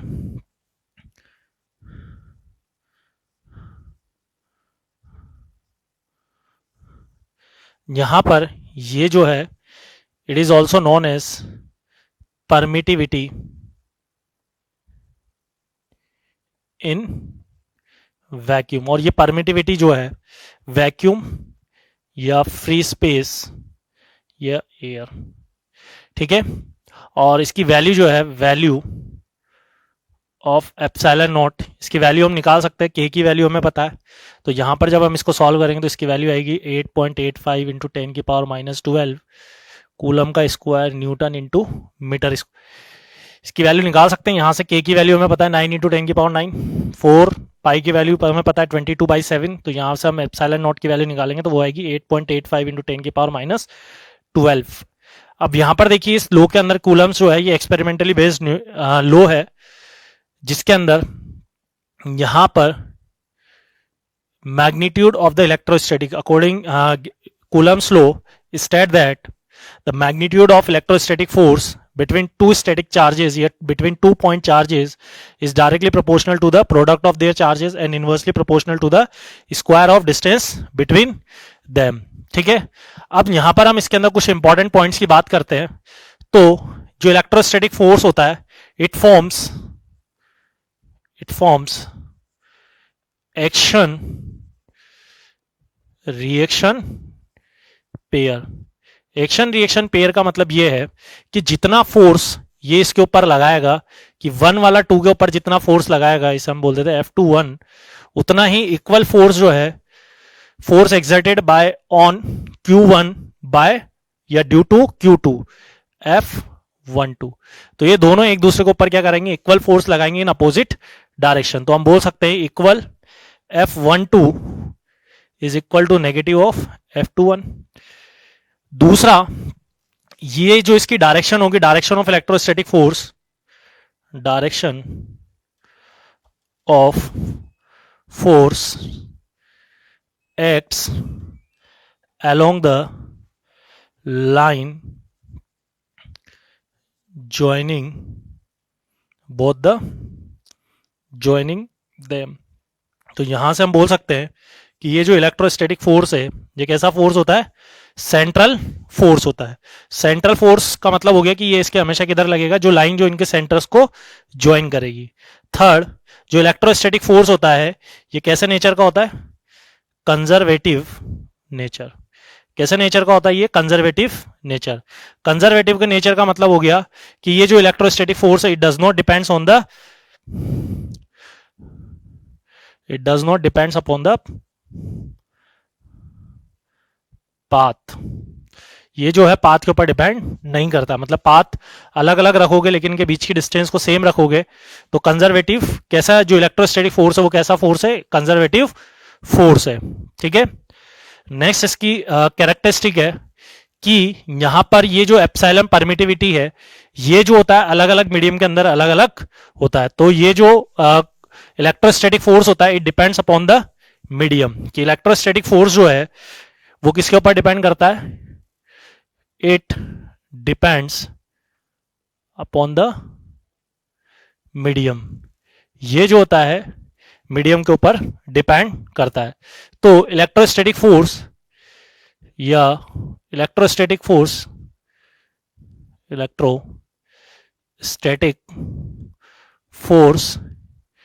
In other medium. तो इलेक्ट्रोस्टैटिक फोर्स जो है वो अदर मीडियम के अंदर कितना होगा, तो Fm is equal to 1/4 pi epsilon naught Q1 Q2 upon R square. यहां पर एप्सिलॉन क्या है, परमिटिविटी इन एनी मीडियम, किसी भी मीडियम के अंदर. ठीक है.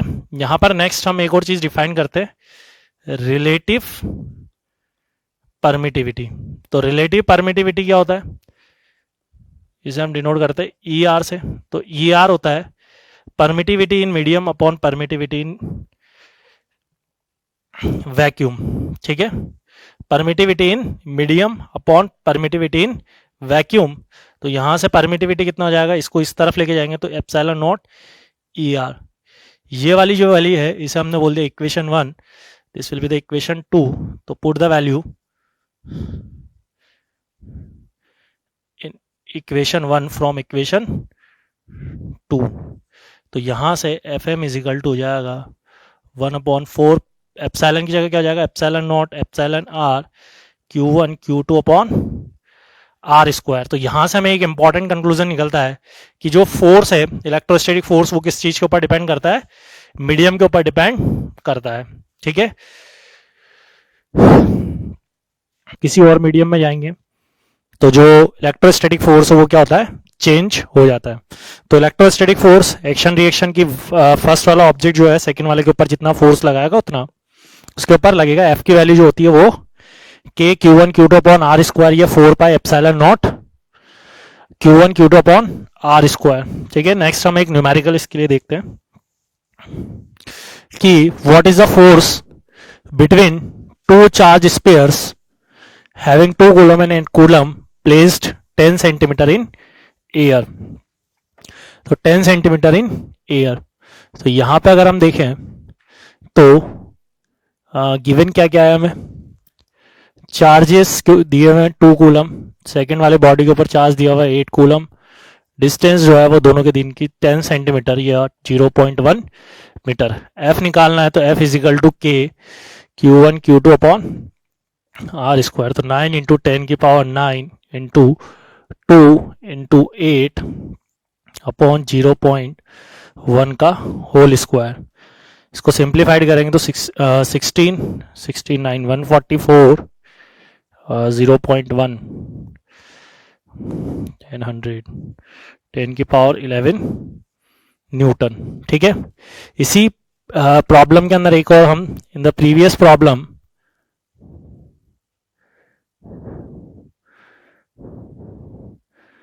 if one of them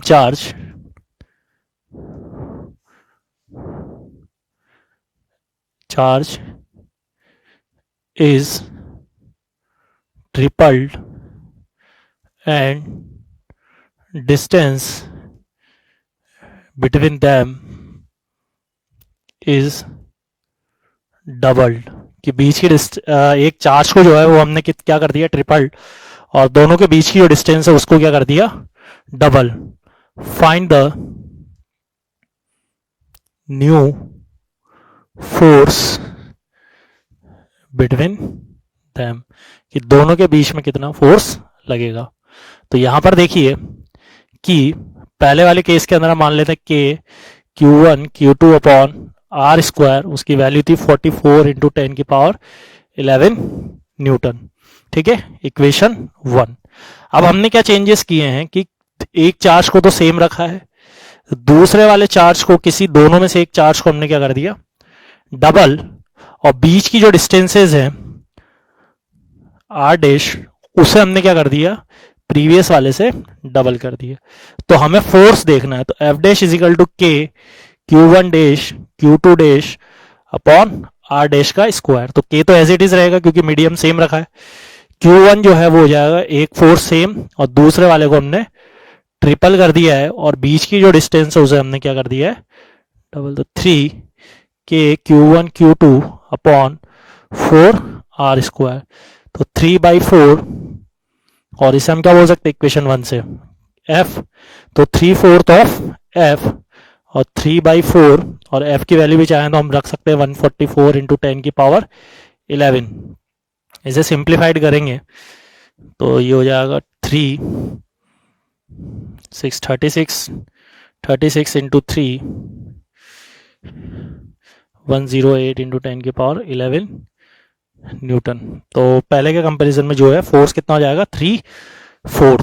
ठीक है. तो इस तरह से हम जो है क्वेश्चंस को सॉल्व कर सकते हैं कि कितना फोर्स को डबल कर दिया. इसमें बहुत सारे पैटर्न्स के क्वेश्चन मिलते हैं कि क्या होगा फोर्स के अंदर, एक दोनों चार्जेस को डबल कर दिया, बीच की डिस्टेंस को हाफ कर दिया. इसमें बहुत सारे तरह के इस तरह के क्वेश्चंस, बीच की डिस्टेंस को हाफ कर दिया. तो इस तरह से हम इन क्वेश्चंस को सॉल्व कर सकते हैं. ठीक है. इसमें एक और न्यूमेरिकल देखते हैं हम.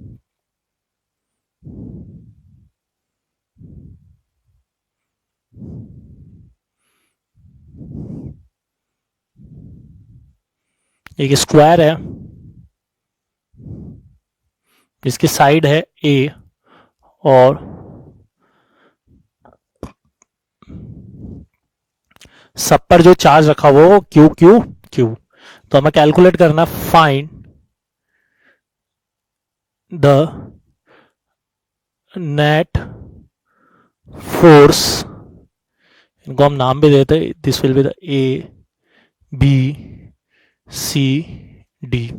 तो find the net electric force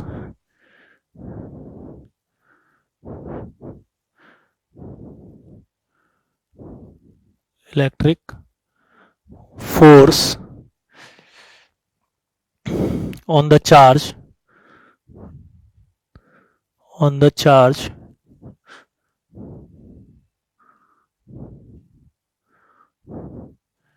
8A due to remaining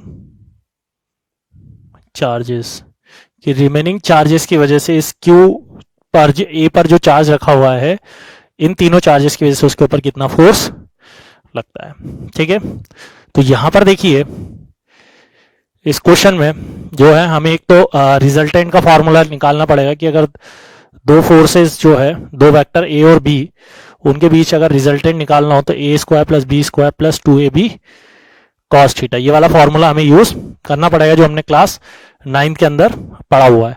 ठीक है, तो सबसे पहले देखो कि अगर ए और डी के ऊपर अगर हम फोर्स की बात करें, ए और डी के बीच, तो ए और डी के बीच की अगर हम बात करें तो के क्यू इंटू क्यू, और इनके बीच की जो डिस्टेंस है ये क्या है, एक स्क्वायर है। ठीक है, ये एक स्क्वायर है तो इसकी साइड कितनी है, ए, तो ये हो जाएगा ए स्क्वायर, क्योंकि इनके बीच की डिस्टेंस ये कितनी है, ए डी, तो ए डी का स्क्वायर, और जो डिस्टेंस होगी वो किधर से किधर होगी, डी से ए की तरफ। ठीक है, तो के क्यू स्क्वायर इंटू ए स्क्वायर। ठीक है, और इसकी जो डायरेक्शन है वो किधर की तरफ होगी,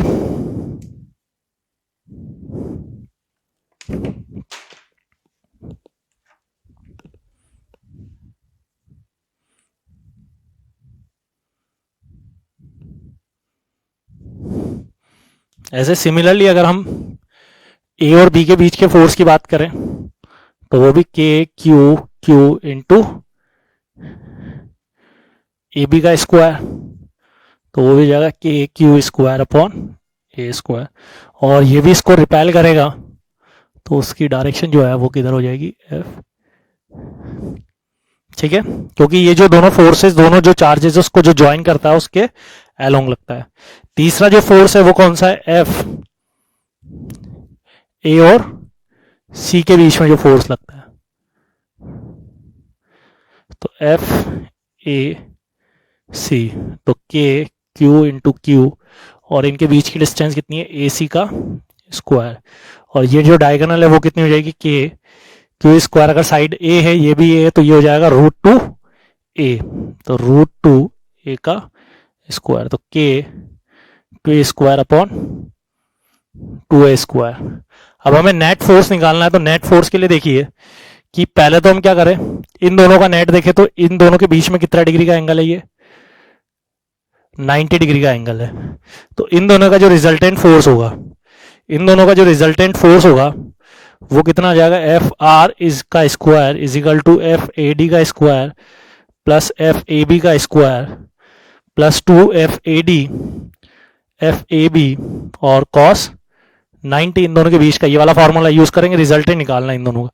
तो F R is equal to ये हो जाएगा K Q square upon A का whole square plus K Q by A का होल स्क्वायर प्लस 2 इंटू, और ये कॉस 90 जीरो, तो ये वाली पूरी टर्म क्या हो जाएगी, जीरो। यहाँ से ये दोनों कॉमन ले लेंगे तो के क्यू स्क्वायर ए स्क्वायर कॉमन लेंगे तो यहाँ कितना बचेगा, ये 1 प्लस 1, तो ये हो जाएगा root two k Q square upon ए स्क्वायर। ये हो गया इन दोनों फोर्सेस का रिजल्टेंट, और इसकी जो डायरेक्शन होगी वो किधर की तरफ होगी, एफ आर इस तरफ, और ये जो है एफ ए सी वो भी इस तरफ ही होगा, और दोनों क्या हो गए, सेम डायरेक्शन में हो गए, तो नेट फोर्स जो होगा इन दोनों की वजह से वो नेट फोर्स किधर आ जाएगा, तो इन दोनों का जो नेट फोर्स होगा, इनका रिजल्ट एफ आर और एफ ए सी का, तो नेट फोर्स जो होगा वो कितना आ जाएगा, दोनों को ऐड कर देंगे तो F r plus f a c, तो एफ आर तो हो गया root two k Q square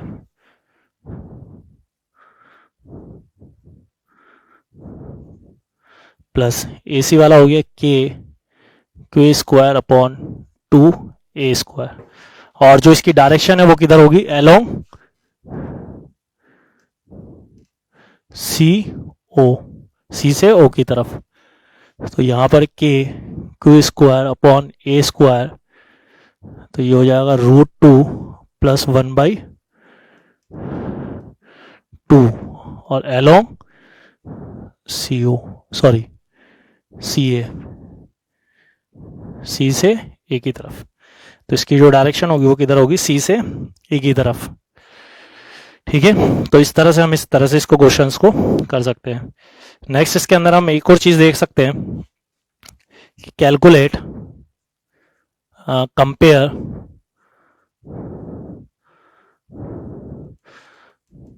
gravitational force and electrostatic force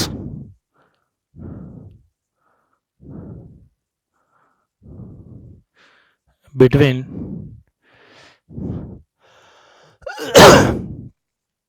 two electrons are 1 metre apart. दो इलेक्ट्रॉन्स जो हैं वो 1 मीटर की डिस्टेंसेस पर हैं, तो उन दोनों के बीच की हमें क्या निकालनी है, ग्रेविटेशनल फोर्स और इलेक्ट्रोस्टैटिक फोर्स को कंपेयर करना है। तो इलेक्ट्रोस्टैटिक फोर्स दोनों हम निकाल लेते हैं। तो यहां पर देखिए इस वाले क्वेश्चन के अंदर दो इलेक्ट्रॉन्स हैं और दोनों कितनी डिस्टेंस पर है, 1 मीटर की डिस्टेंस पर एक दूसरे से। ठीक है, तो अगर हम इनके ऊपर चार्ज की बात करें इलेक्ट्रॉन्स के ऊपर, तो चार्ज कितना होता है 1.6 इंटू 10 की पावर माइनस 19 कूलम। मास जो होता है वो कितना होता है इलेक्ट्रॉन पे 9.1 इंटू 10 की पावर माइनस 31 kg। तो यहां पर हम 1 बाई 1 दोनों कैलकुलेट करते हैं। तो इलेक्ट्रोस्टैटिक फोर्स तो क्या हो जाए K(Q1 Q2 upon R square, तो 9 इंटू 10 की power 9, charge in electron 1.6 into 10 की पावर माइनस 19 इंटू 1.6 इंटू 10 की पावर माइनस 19 इंटू 1 का ग्रेविटेशनल फोर्स निकालेंगे तो Gm1 M2 upon R square. तो G की वैल्यू होती है 6.67 इंटू 10 की पावर माइनस 11, 9.1 इंटू 10 की पावर माइनस 31 इंटू 9। तो Fe अपॉन Fm, तो 9 इंटू 10 की पावर 9 इंटू 1.6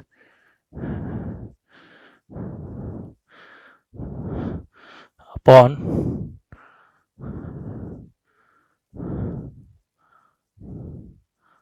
9.1। इसको सिंप्लीफाइड करेंगे तो ये आएगा 4.7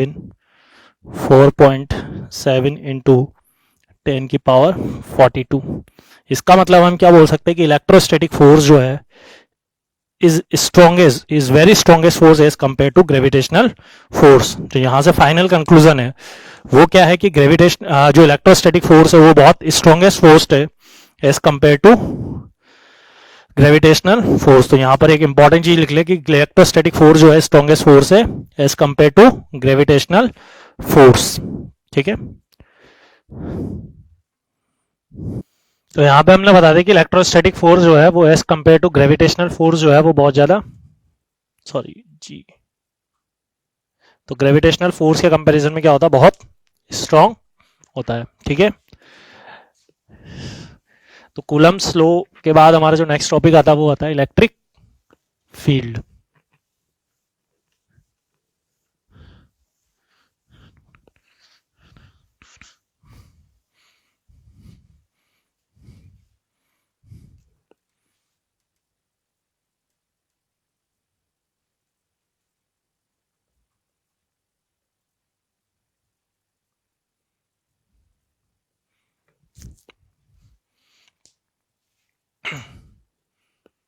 तो इलेक्ट्रिक फील्ड के अंदर देखिए कोई भी हमने लेट सपोज इट हमारे पास कोई भी कैपिटल Q चार्ज है, यह सोर्स चार्ज। यहां पर हम एक क्या लेते हैं, टेस्ट चार्ज लेते हैं। टेस्ट चार्ज जो है Q0 जो है वो हमारे पास कोई भी एक टेस्ट चार्ज है, और ये जो टेस्ट चार्ज है वो होता है यूनिट पॉजिटिव चार्ज, जिसे हम डिनोट करते हैं Q नोट से। ठीक है, किससे डिनोट करते हैं, Q नोट से।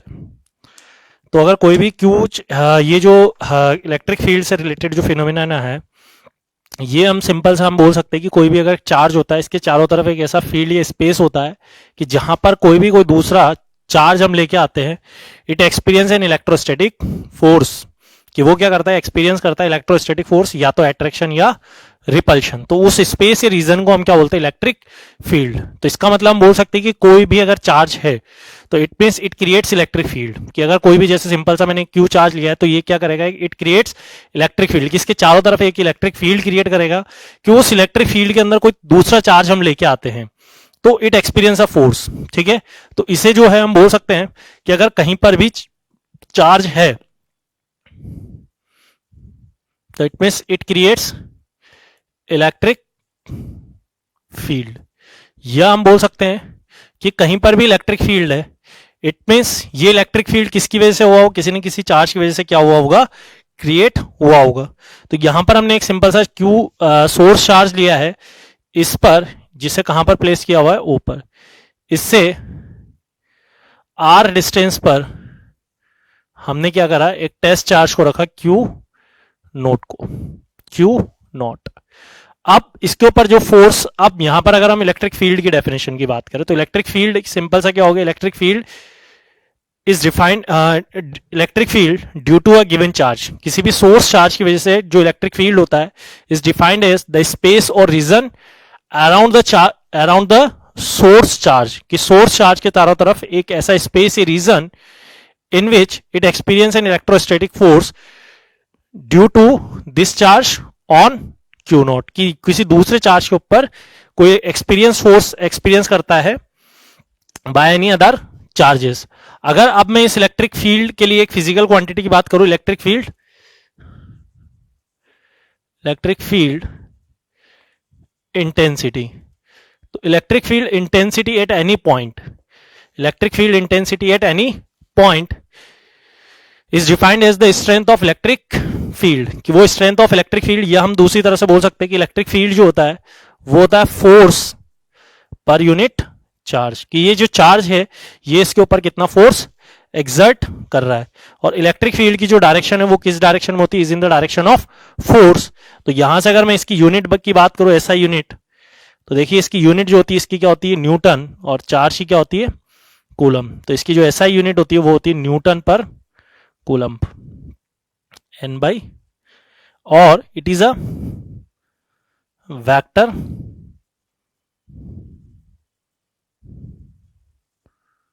क्वांटिटी। ठीक है, it is a vector quantity.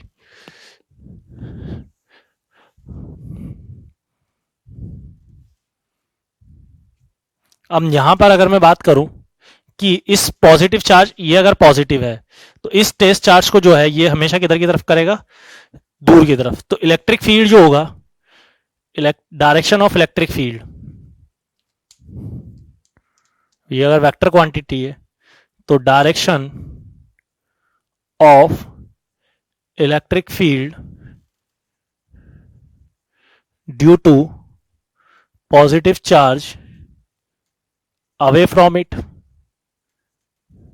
कि ये यूनिट टेस्ट चार्ज को इससे क्या करेगा, दूर की तरफ। अगर ये मान लीजिए जो सोर्स चार्ज है वो नेगेटिव है, तो नेगेटिव होगा तो ये टेस्ट इस चार्ज को क्या करेगा, अट्रैक्ट करेगा। तो इसका मतलब direction of electric field, direction of due to negative, कि नेगेटिव चार्ज की वजह से जो डायरेक्शन होगी वो किधर होगी, towards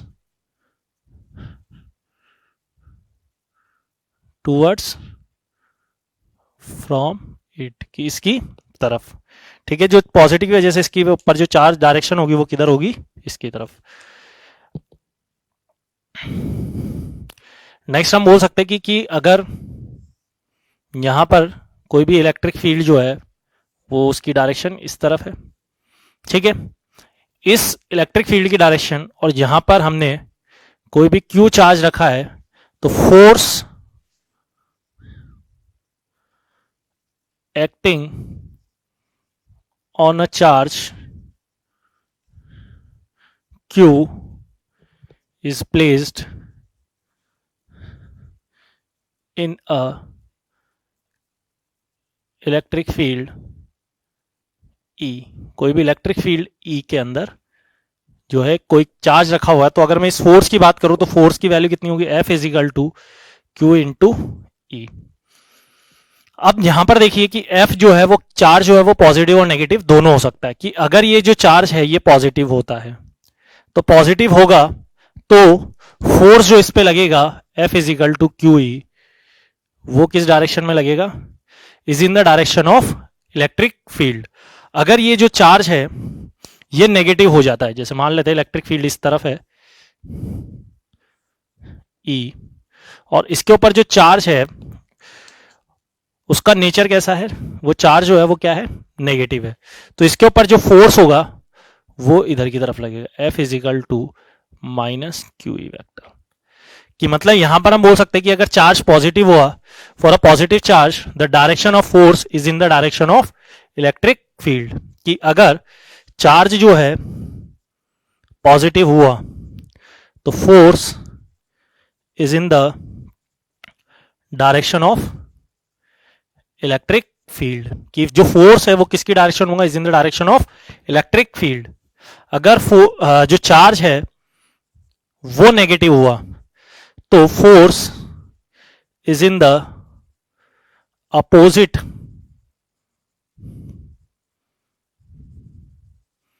direction of electric field. की जिधर भी इलेक्ट्रिक फील्ड की डायरेक्शन होगी उससे फोर्स जो है वो उससे अपोजिट डायरेक्शन के अंदर एक्ट होगा। ठीक है,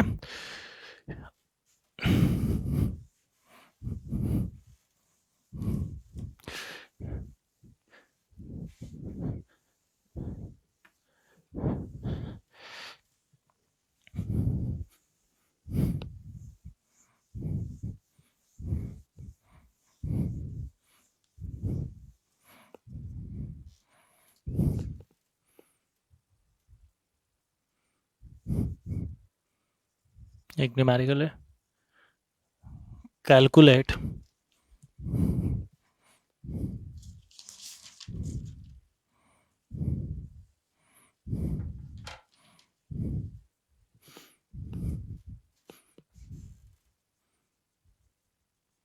magnitude of force on a 10 microcoulomb charge placed in an electric field। जो इलेक्ट्रिक फील्ड इंटेंसिटी है उसे लूजली हम क्या बोल देते हैं, इलेक्ट्रिक फील्ड ऑफ 1 इंटू 10 की पावर 6 न्यूटन पर कूलम। तो यहां पर देखिए कि F is equal to Q, तो Q जो है वो कितना दिया हुआ 10 माइक्रो का मतलब होता है 10 की पावर माइनस 6 और इलेक्ट्रिक फील्ड 1 इंटू 10 की पावर 6। तो यहां पर इसे सिंप्लीफाइड करेंगे तो ये आ जाएगा 10 न्यूटन। तो यहां पर जो चार्ज दिया हुआ है म्यू का मतलब होता है माइक्रो, और माइक्रो मतलब होता है 10 की पावर माइनस 6, और जो चार्ज दिया हुआ वो दिया हुआ 1 इंटू 10 की पावर 6। तो इसे सिंप्लीफाइड करेंगे तो यहां पर जो फोर्स है वो कितना आ जाएगा, F is equal to Q E. Next है numerical, calculate the electric field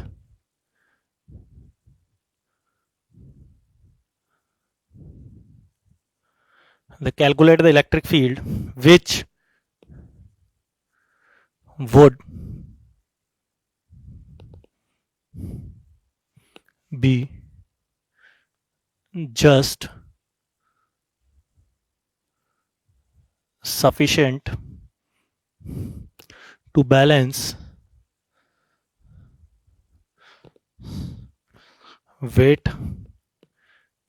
the weight of particle is just sufficient to balance the weight of the particle of charge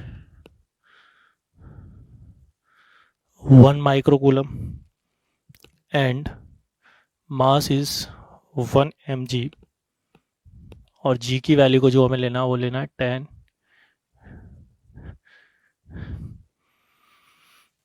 ठीक है, तो नेक्स्ट न्यूमेरिकल है, calculate the electric field which would be the sufficient to balance the weight of the particle of the. तो इस numerical में देखिए कि यहां पर एक कोई भी पार्टिकल है जिसका मास m है और चार्ज q है। तो इसके ऊपर जो वेट लगेगा इसका वो हमेशा डाउनवर्ड डायरेक्शन में लगेगा, एम जी, और वेट होता है एम इंटू जी। और एक, अब वो जो वेट है इसको कौन फोर्स बैलेंस करेगा, इलेक्ट्रोस्टैटिक फोर्स, और उस इलेक्ट्रोस्टैटिक फोर्स जो है एफ ई, इस वेट को बैलेंस करने के लिए उसे किधर की तरफ लगना चाहिए, ऊपर की तरफ, और एफ इजिकल टू क्या होता है, क्यू इंटू ई। अब यहां पर इलेक्ट्रिक फील्ड जो है वो किधर की तरफ होनी चाहिए, डायरेक्शन ऊपर की तरफ, क्योंकि चार्ज जो है वो क्या है, पॉजिटिव। अब यहां पर ये दोनों को सफिशिएंट, मतलब इससे बैलेंस्ड होना चाहिए। बैलेंस्ड का मतलब क्या हो गया कि ये जो इलेक्ट्रोस्टैटिक फोर्स का जो मैग्नीट्यूड है वो किसके इक्वल होना चाहिए, एम जी के। इसका जो मैग्नीट्यूड है एफ ई का वो किसके इक्वल होना चाहिए, वेट ऑफ के इक्वल होना चाहिए। मतलब ये दोनों जो फोर्सेज है इक्वल और अपोजिट डायरेक्शन में, तो इलेक्ट्रिक फील्ड किधर की तरफ होगा, ऊपर की तरफ, ठीक है। तो यहां पर एफ ई जो इलेक्ट्रोस्टैटिक फोर्स है उसकी वैल्यू है Q E equal to weight होता है एम जी। तो ई हमें कैलकुलेट करना है तो वो हो जाएगा एम जी अपॉन क्यू। और एम और क्यू की वैल्यू की अगर हम पुट करें तो यहां पर देखिए मास मुझे दिया हुआ 1 mg।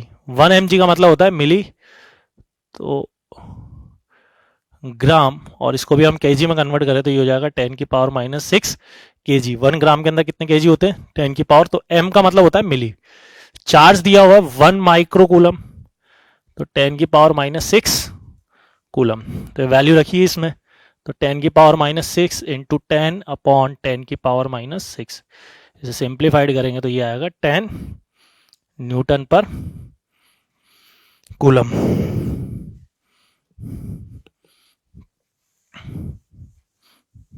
ठीक है, तो इसमें सिंपल सा इस क्वेश्चन में दिया होता है कि वेट जो है वो किसको बैलेंस करता है, इलेक्ट्रोस्टैटिक फोर्स को, कि दोनों force equal and opposite direction में होंगे। एक और नेक्स्ट क्वेश्चन है,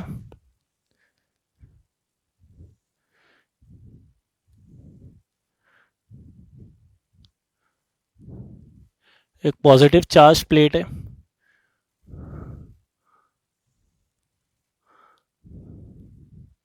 एक नेगेटिवली चार्ज प्लेट है, इसमें जो इलेक्ट्रिक फील्ड है वो इस तरफ है ई। यहां पर एक पार्टिकल लिया है जो इनिशियली किस पर है, रेस्ट पर है। Positive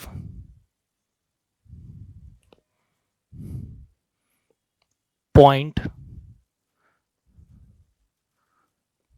charge Q of mass m is released from rest in an uniform electric field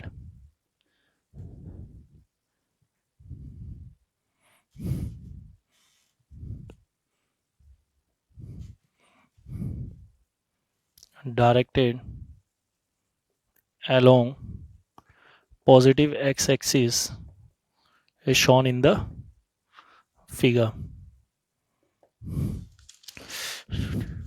तो यहां पर देखिए एक पॉजिटिव चार्ज है, इसके अंदर जो फर्स्ट हमें कैलकुलेट, फाइंड द एक्सेलरेशन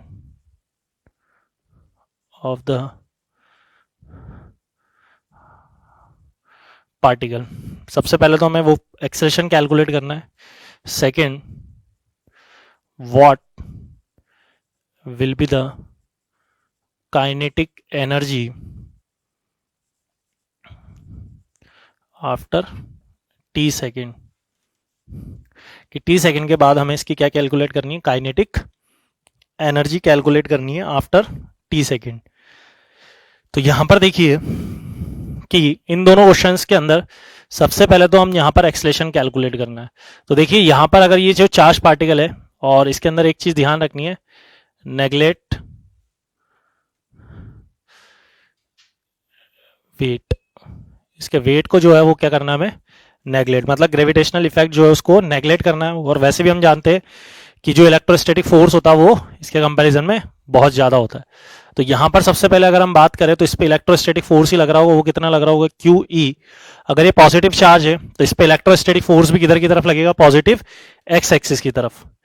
और मास फोर्स क्या होता है, mass into acceleration is equal to QE। तो A इज इक्वल टू क्या हो जाएगा, QE अपॉन M। तो यहां पर ये जो एक्सेलरेशन है ये कैसा होगा, यूनिफॉर्म या कांस्टेंट। क्यों, क्योंकि यहां पर चार्ज कांस्टेंट है, इलेक्ट्रिक फील्ड कांस्टेंट है और मास कांस्टेंट है, तो एक्सेलरेशन इज आल्सो कांस्टेंट। अब यहां पर हमें सेकंड फर्स्ट वाला पार्ट तो जो है इसमें जो एक्सेलरेशन है वो हो जाएगा QE अपॉन M, और वो कैसा होगा, कांस्टेंट होगा। अब हमें क्या निकालनी, kinetic energy after t second. तो काइनेटिक एनर्जी क्या होती है, हाफ mv²। तो t सेकेंड के बाद अगर हम इसकी वेलोसिटी कैलकुलेट कर ले तो हम काइनेटिक एनर्जी को भी इजीली कैलकुलेट कर सकते हैं। अब हमें यहां पर पता है कि एक्सेलरेशन क्या है, कांस्टेंट है, तो हम by using the equation of motion, तो यहां पे फर्स्ट इक्वेशन ऑफ मोशन अगर हम यूज करेंगे तो v कितना हो जाएगा, v is equal to u plus AT। Initially ये किस पे था, इनिशियली ये रेस्ट पे था, मतलब इनिशियल वेलोसिटी 0। तो v इज इक्वल टू एक्सेलरेशन था QE upon M into T। अब हमें काइनेटिक एनर्जी कैलकुलेट करने, तो काइनेटिक एनर्जी का फॉर्मूला था हाफ mv²। तो काइनेटिक एनर्जी का हो जाएगा half mQE upon M into T का। तो इसे सिंप्लीफाइड करेंगे तो ये हो जाएगा half mQ² E² T² upon M²। तो ये हो जाएगा half Q² E² T² upon M। तो इस तरह से हम इसको सॉल्व कर सकते हैं, ठीक है। नेक्स्ट इसके अंदर जो टॉपिक आता है वो आता है electric field due to a point charge, कि अगर हम इलेक्ट्रिक फील्ड कैलकुलेट करें due to a point charge. तो देखिए electric field due to a point charge के लिए यहां पर हम देख सकते हैं क्या कैलकुलेट करना हमें, इलेक्ट्रिक फील्ड इंटेंसिटी, जिसे लूजली हम electric field due to a point charge, electric field due to a point charge, कि किसी भी पॉइंट चार्ज की वजह से अगर हमें इलेक्ट्रिक फील्ड कैलकुलेट करना हो तो यहां पर देखिए कि कोई भी हमारे पास एक सोर्स चार्ज है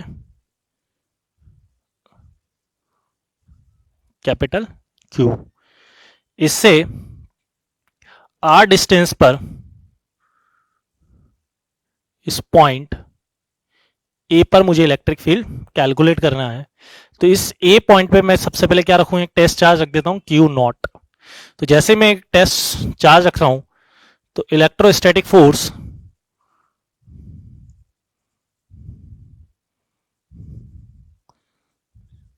बिटवीन टू चार्जेस, तो इन दोनों चार्जेस की वजह से जो इलेक्ट्रोस्टैटिक फोर्स होगा वो कितना हो जाएगा, F is equal to K capital Q Q0 upon R²। और by the definition of electric field, electric field की जो डेफिनेशन होती है वो हम पहले ही, तो E इज इक्वल टू होता है F upon Q0। Value put करो तो K capital Q0 upon R² Q0। तो E इज इक्वल टू हो जाएगा KQ बाई R²। ये इसका मैग्नीट्यूड हो गया। डायरेक्शन की अगर हम बात करें तो वो हम पहले देख चुके हैं कि अगर सोर्स पॉजिटिव हुआ तो इससे दूर की तरफ और नेगेटिव हुआ तो टूवर्ड्स इट। तो यहां पर इसका जो मैग्नीट्यूड है E is equal to KQ by R²। अगर हम इसकी वेक्टर फॉर्म की बात करें, इन्हें वेक्टर फॉर्म, तो E वेक्टर KQ और उसको एक यूनिट वेक्टर से मल्टीप्लाई कर दूं कि जो भी इस यूनिट वेक्टर है उसकी जो डायरेक्शन होगी वो इसकी डायरेक्शन होगी। ठीक है, तो एक यूनिट पॉइंट चार्ज के लिए जो मैग्नेटिक फील्ड है, अब यहां से दो इंपॉर्टेंट कंक्लूजन निकाल सकते हैं कि इलेक्ट्रिक फील्ड या इलेक्ट्रिक फील्ड इंटेंसिटी जो है, जितना ज्यादा इसका मैग्नीट्यूड होगा चार्ज, इलेक्ट्रिक फील्ड उतना ही ज्यादा होगा। और जैसे जैसे हम इससे दूर जाते जाएंगे इलेक्ट्रिक फील्ड की वैल्यू क्या होती जाएगी, डिक्रीज होती जाएगी। इलेक्ट्रिक फील्ड की वैल्यू डिक्रीज होती जाएगी और कहां पे जाके जीरो होगा, इनफाइनाइट पे जाके इलेक्ट्रिक फील्ड की वैल्यू क्या होगी, जीरो। क्योंकि अगर इसको जीरो होना है तो इसके लिए इसको क्या होना पड़ेगा, इनफाइनाइट। ठीक है, तो आर इनफाइनाइट होगा तभी इलेक्ट्रिक फील्ड की वैल्यू क्या होगी, जीरो। तो इससे इनफाइनाइट डिस्टेंस पे जाके इलेक्ट्रिक फील्ड ही क्या होगा, जीरो। तो जैसे जैसे हम क्यू चार्ज से दूर जाते जाएंगे वैसे वैसे इलेक्ट्रिक फील्ड क्या होता जाएगा, डिक्रीज होता जाएगा। ठीक है, इसमें एक क्वेश्चन होता है कि जैसे अगर हमें एक क्वेश्चन देखते हैं इसमें, एक इंपॉर्टेंट इस तरह के इस पॉइंट चार्ज के कॉन्सेप्ट पे बेस्ड होता है कि नल पॉइंट हमें फाइंड करना होता है। ठीक है, तो इसके लिए मैं क्वेश्चन से समझाता हूं उसको। Two charges 16 microcoulomb and 9 microcoulomb are placed 0.7 meter apart. Find the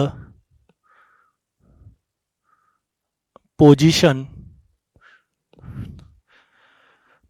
of null point. क्या फाइंड करनी है, नल पॉइंट। यहां पर नल पॉइंट क्या होता है, a point where the net electric field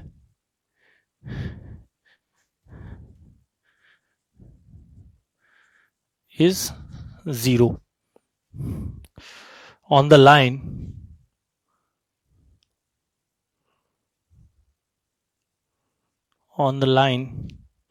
joining the two charges। जैसे हम इस टॉपिक जो है सेम वैसा ही है जैसे हम इसके अंदर ग्रेविटेशन के अंदर भी हम नेट इलेक्ट्रिक फील्ड को 0 कैलकुलेट करते थे। तो यहां पर देखिए एक फर्स्ट चार्ज है हमारे पास 16। किस तरह से इस क्वेश्चन को डील करेंगे हम, एक हमारे पास पॉजिटिव क्यू चार्ज है 16 माइक्रोकूलम, दूसरा चार्ज है 9 माइक्रोकूलम। ठीक है, यहां से दोनों को ज्वाइन कर लिया हमने। इस लाइन ज्वाइन करने के अलोंग हमें क्या निकालना है, नल पॉइंट। अब सबसे पहले तो क्या होगा कि देखिए एक तो इलेक्ट्रिक फील्ड होगा किस वजह की, Q1 चार्ज की वजह से, और दूसरा इलेक्ट्रिक फील्ड होगा Q2 चार्ज की वजह से। तो दोनों चार्ज अपनी अपनी एक इंडिविजुअल इलेक्ट्रिक फील्ड क्रिएट करेंगे। ये इलेक्ट्रिक फील्ड इंटेंसिटी होगी, जहां पर दोनों के इलेक्ट्रिक फील्ड की इंटेंसिटी क्या हो जाएंगे, मैग्नीट्यूड इक्वल और डायरेक्शन क्या हो जाएगी, अपोजिट। तो देखिए उसके लिए यहां पर हम इसके अंदर अगर हम बात करें, देयर आर 3 रीजंस, इसके अंदर 3 रीजंस है, फर्स्ट, सेकेंड और थर्ड। तो कहीं पर भी वो नल पॉइंट हो सकता है कि या तो इस तरफ हो या इन दोनों के बीच में हो या इधर हो। उसे हम कैसे कैलकुलेट करेंगे कहां पर होगा। तो देखिए सबसे पहले अगर मैं फर्स्ट रीजन की बात करूंगा, तो फर्स्ट रीजन में मैं बात करूं तो इस Q1 चार्ज की वजह से, Q1 जो है वो क्या है, पॉजिटिव है नेगेटिव, पॉजिटिव है। और हमने पहले पढ़ा था कि पॉजिटिव चार्ज की वजह से जो इलेक्ट्रिक फील्ड की डायरेक्शन होती है वो कैसे होती है, अवे फ्रॉम इट। तो फर्स्ट की वजह से जो इलेक्ट्रिक फील्ड है वो इससे दूर की तरफ होगा, तो ये E1। अब ऐसे अगर मैं Q2 वाले की बात करूं तो Q2 वाला भी कैसा है, पॉजिटिव चार्ज है। तो इसकी वजह से इस पॉइंट पर जो इलेक्ट्रिक फील्ड होगा वो भी क्या होगा, अवे फ्रॉम इट। तो E2 और E1 इस फर्स्ट रीजन के अंदर दोनों क्या होंगे, सेम डायरेक्शन में होंगे। तो क्या दो इलेक्ट्रिक फील्ड या दो वेक्टर अगर सेम डायरेक्शन में हो तो उनका नेट कभी भी 0 हो सकता है क्या? नेट 0 करने के लिए क्या होंगे, दोनों क्या होने चाहिए, अपोजिट वेक्टर होने चाहिए। ऐसे ही अगर मैं इसमें बीच वाले रीजन के अंदर बात करूंगा तो इस Q1 के लिए क्या हो जाएगा, इससे दूर की तरफ, और इस Q2 की वजह से भी बात करूंगा इससे अवे फ्रॉम इट, तो उसकी डायरेक्शन हो जाएगी इससे तरफ। इस पॉइंट पे Q1 पे देखूंगा तो इससे दूर की तरफ इस तरफ, और Q2 की वजह से देखूंगा तो लेफ्ट हैंड साइड पे, Q1 की वजह से राइट हैंड साइड और Q2 की वजह से लेफ्ट हैंड साइड। अब यहां इस वाले रीजन के अंदर देखूंगा तो फर्स्ट वाले से देखेंगे तो E1 अवे फ्रॉम इट, और दूसरे वाले से देखेंगे it is also away from it. तो यहां इन दोनों रीजन की पर जो है इलेक्ट्रिक फील्ड कभी भी 0 नहीं हो। अब इन दोनों रीजन में कब इलेक्ट्रिक फील्ड 0 हो सकता है, जब इन दोनों में से किसी का नेचर रिवर्स कर दे, कि जैसे दोनों में से एक चार्ज को क्या कर दो, नेगेटिव कर दो, जैसे -16 कर दो। तो -16 करते क्या हो जाएगा, ये -16 करोगे तो ये भी इसको क्या करेगा, अट्रैक्ट करेगा। तो यहां वाले रीजन में कभी भी 0 नहीं होगा। अब यहां पर -16 करते ये इस तरफ होगा, तो या तो इधर हो सकता है या इधर हो सकता है। ठीक है, अब वो किधर होगा, जिधर जिसका मैग्नीट्यूड ज्यादा होगा उससे डिस्टेंस भी क्या होगी ज्यादा, तो उस वाले थर्ड वाले रीजन के अंदर हो जाएगा। ठीक है, तो यहां पर तो केवल कौन से वाले रीजन के अंदर इलेक्ट्रिक फील्ड 0 होगा, सेकंड वाले रीजन के अंदर। अब उसके अंदर देखिए कि यहां से इसकी जो डिस्टेंस है वो कितनी दी हुई है मुझे, 0.7 मीटर दी हुई है। कितने, 0.7। यहां से इस पॉइंट ओ पॉइंट को, इसे मैंने बोल दिया ए पॉइंट, इसे बी और इसे ओ। तो ये वाली जो डिस्टेंस है ये मान लो x, तो ये वाली जो डिस्टेंस है वो हो जाएगी d माइनस एक्स। ठीक है। तो अब यहां पर देखिए, पहले अगर मैं बात करूं E1 के मैग्नीट्यूड की, E1 मतलब magnetic field due to a charge Q1, तो K Q1 और इससे जो डिस्टेंस है वो AO का होल स्क्वायर। तो 9 इंटू, इसकी वैल्यूज रख दे, K इंटू 9 इंटू 16 इंटू 10 की पावर माइनस 6, और इनके बीच की डिस्टेंस एक्स स्क्वायर इक्वेशन। और E2 की अगर मैं बात करूं तो K Q2 और ये वाली जो डिस्टेंस है OB का होल स्क्वायर, तो K इंटू 9 इंटू 10 की पावर माइनस 9 अपॉन ये वाली जो डिस्टेंस है वो D माइनस एक्स का होल स्क्वायर। अब यहां पर देखिए कि नल पॉइंट ओ पॉइंट को हमने क्या माना है, नल पॉइंट, तो वहां पर नेट इलेक्ट्रिक फील्ड क्या होगा, 0। तो नेट इलेक्ट्रिक फील्ड 0 होने के लिए क्या हो गया, दोनों जो इलेक्ट्रिक फील्ड है वो क्या होंगे, इक्वल और अपोजिट। तो E1 को पॉजिटिव मान लो, E2 को नेगेटिव, तो क्या हो जाएगा, नेट इलेक्ट्रिक फील्ड 8.0 इज 0। तो यहां पर हम बोल सकते हैं कि E1 minus E2 is also 0, तो E1 is equal to E2। तो यहां से K E1 की वैल्यू होगी 16 इंटू 10 की पावर माइनस 6 अपॉन एक्स का स्क्वायर, K इंटू 9 इंटू 10 की पावर माइनस 6 और D माइनस एक्स का होल स्क्वायर। इसे सिंप्लीफाइड करेंगे तो इसे 4 अपॉन एक्स का whole square is equal to 3D minus x का होल स्क्वायर। स्क्वायरिंग दोनों तरफ cancel out, 4D minus x is equal to 3x।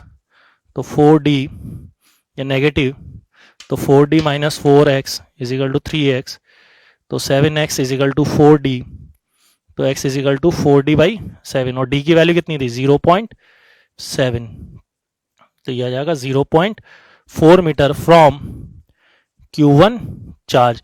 Q1 charge या 16 माइक्रोकूलम चार्ज से कितना, 0.3 मीटर है। कभी कभी ऑप्शन में ये भी बोल सकते हैं कि Q2 से कितना हो जाएगा, तो ये 0.34 है, तो इससे कितना हो जाएगा, 0.3।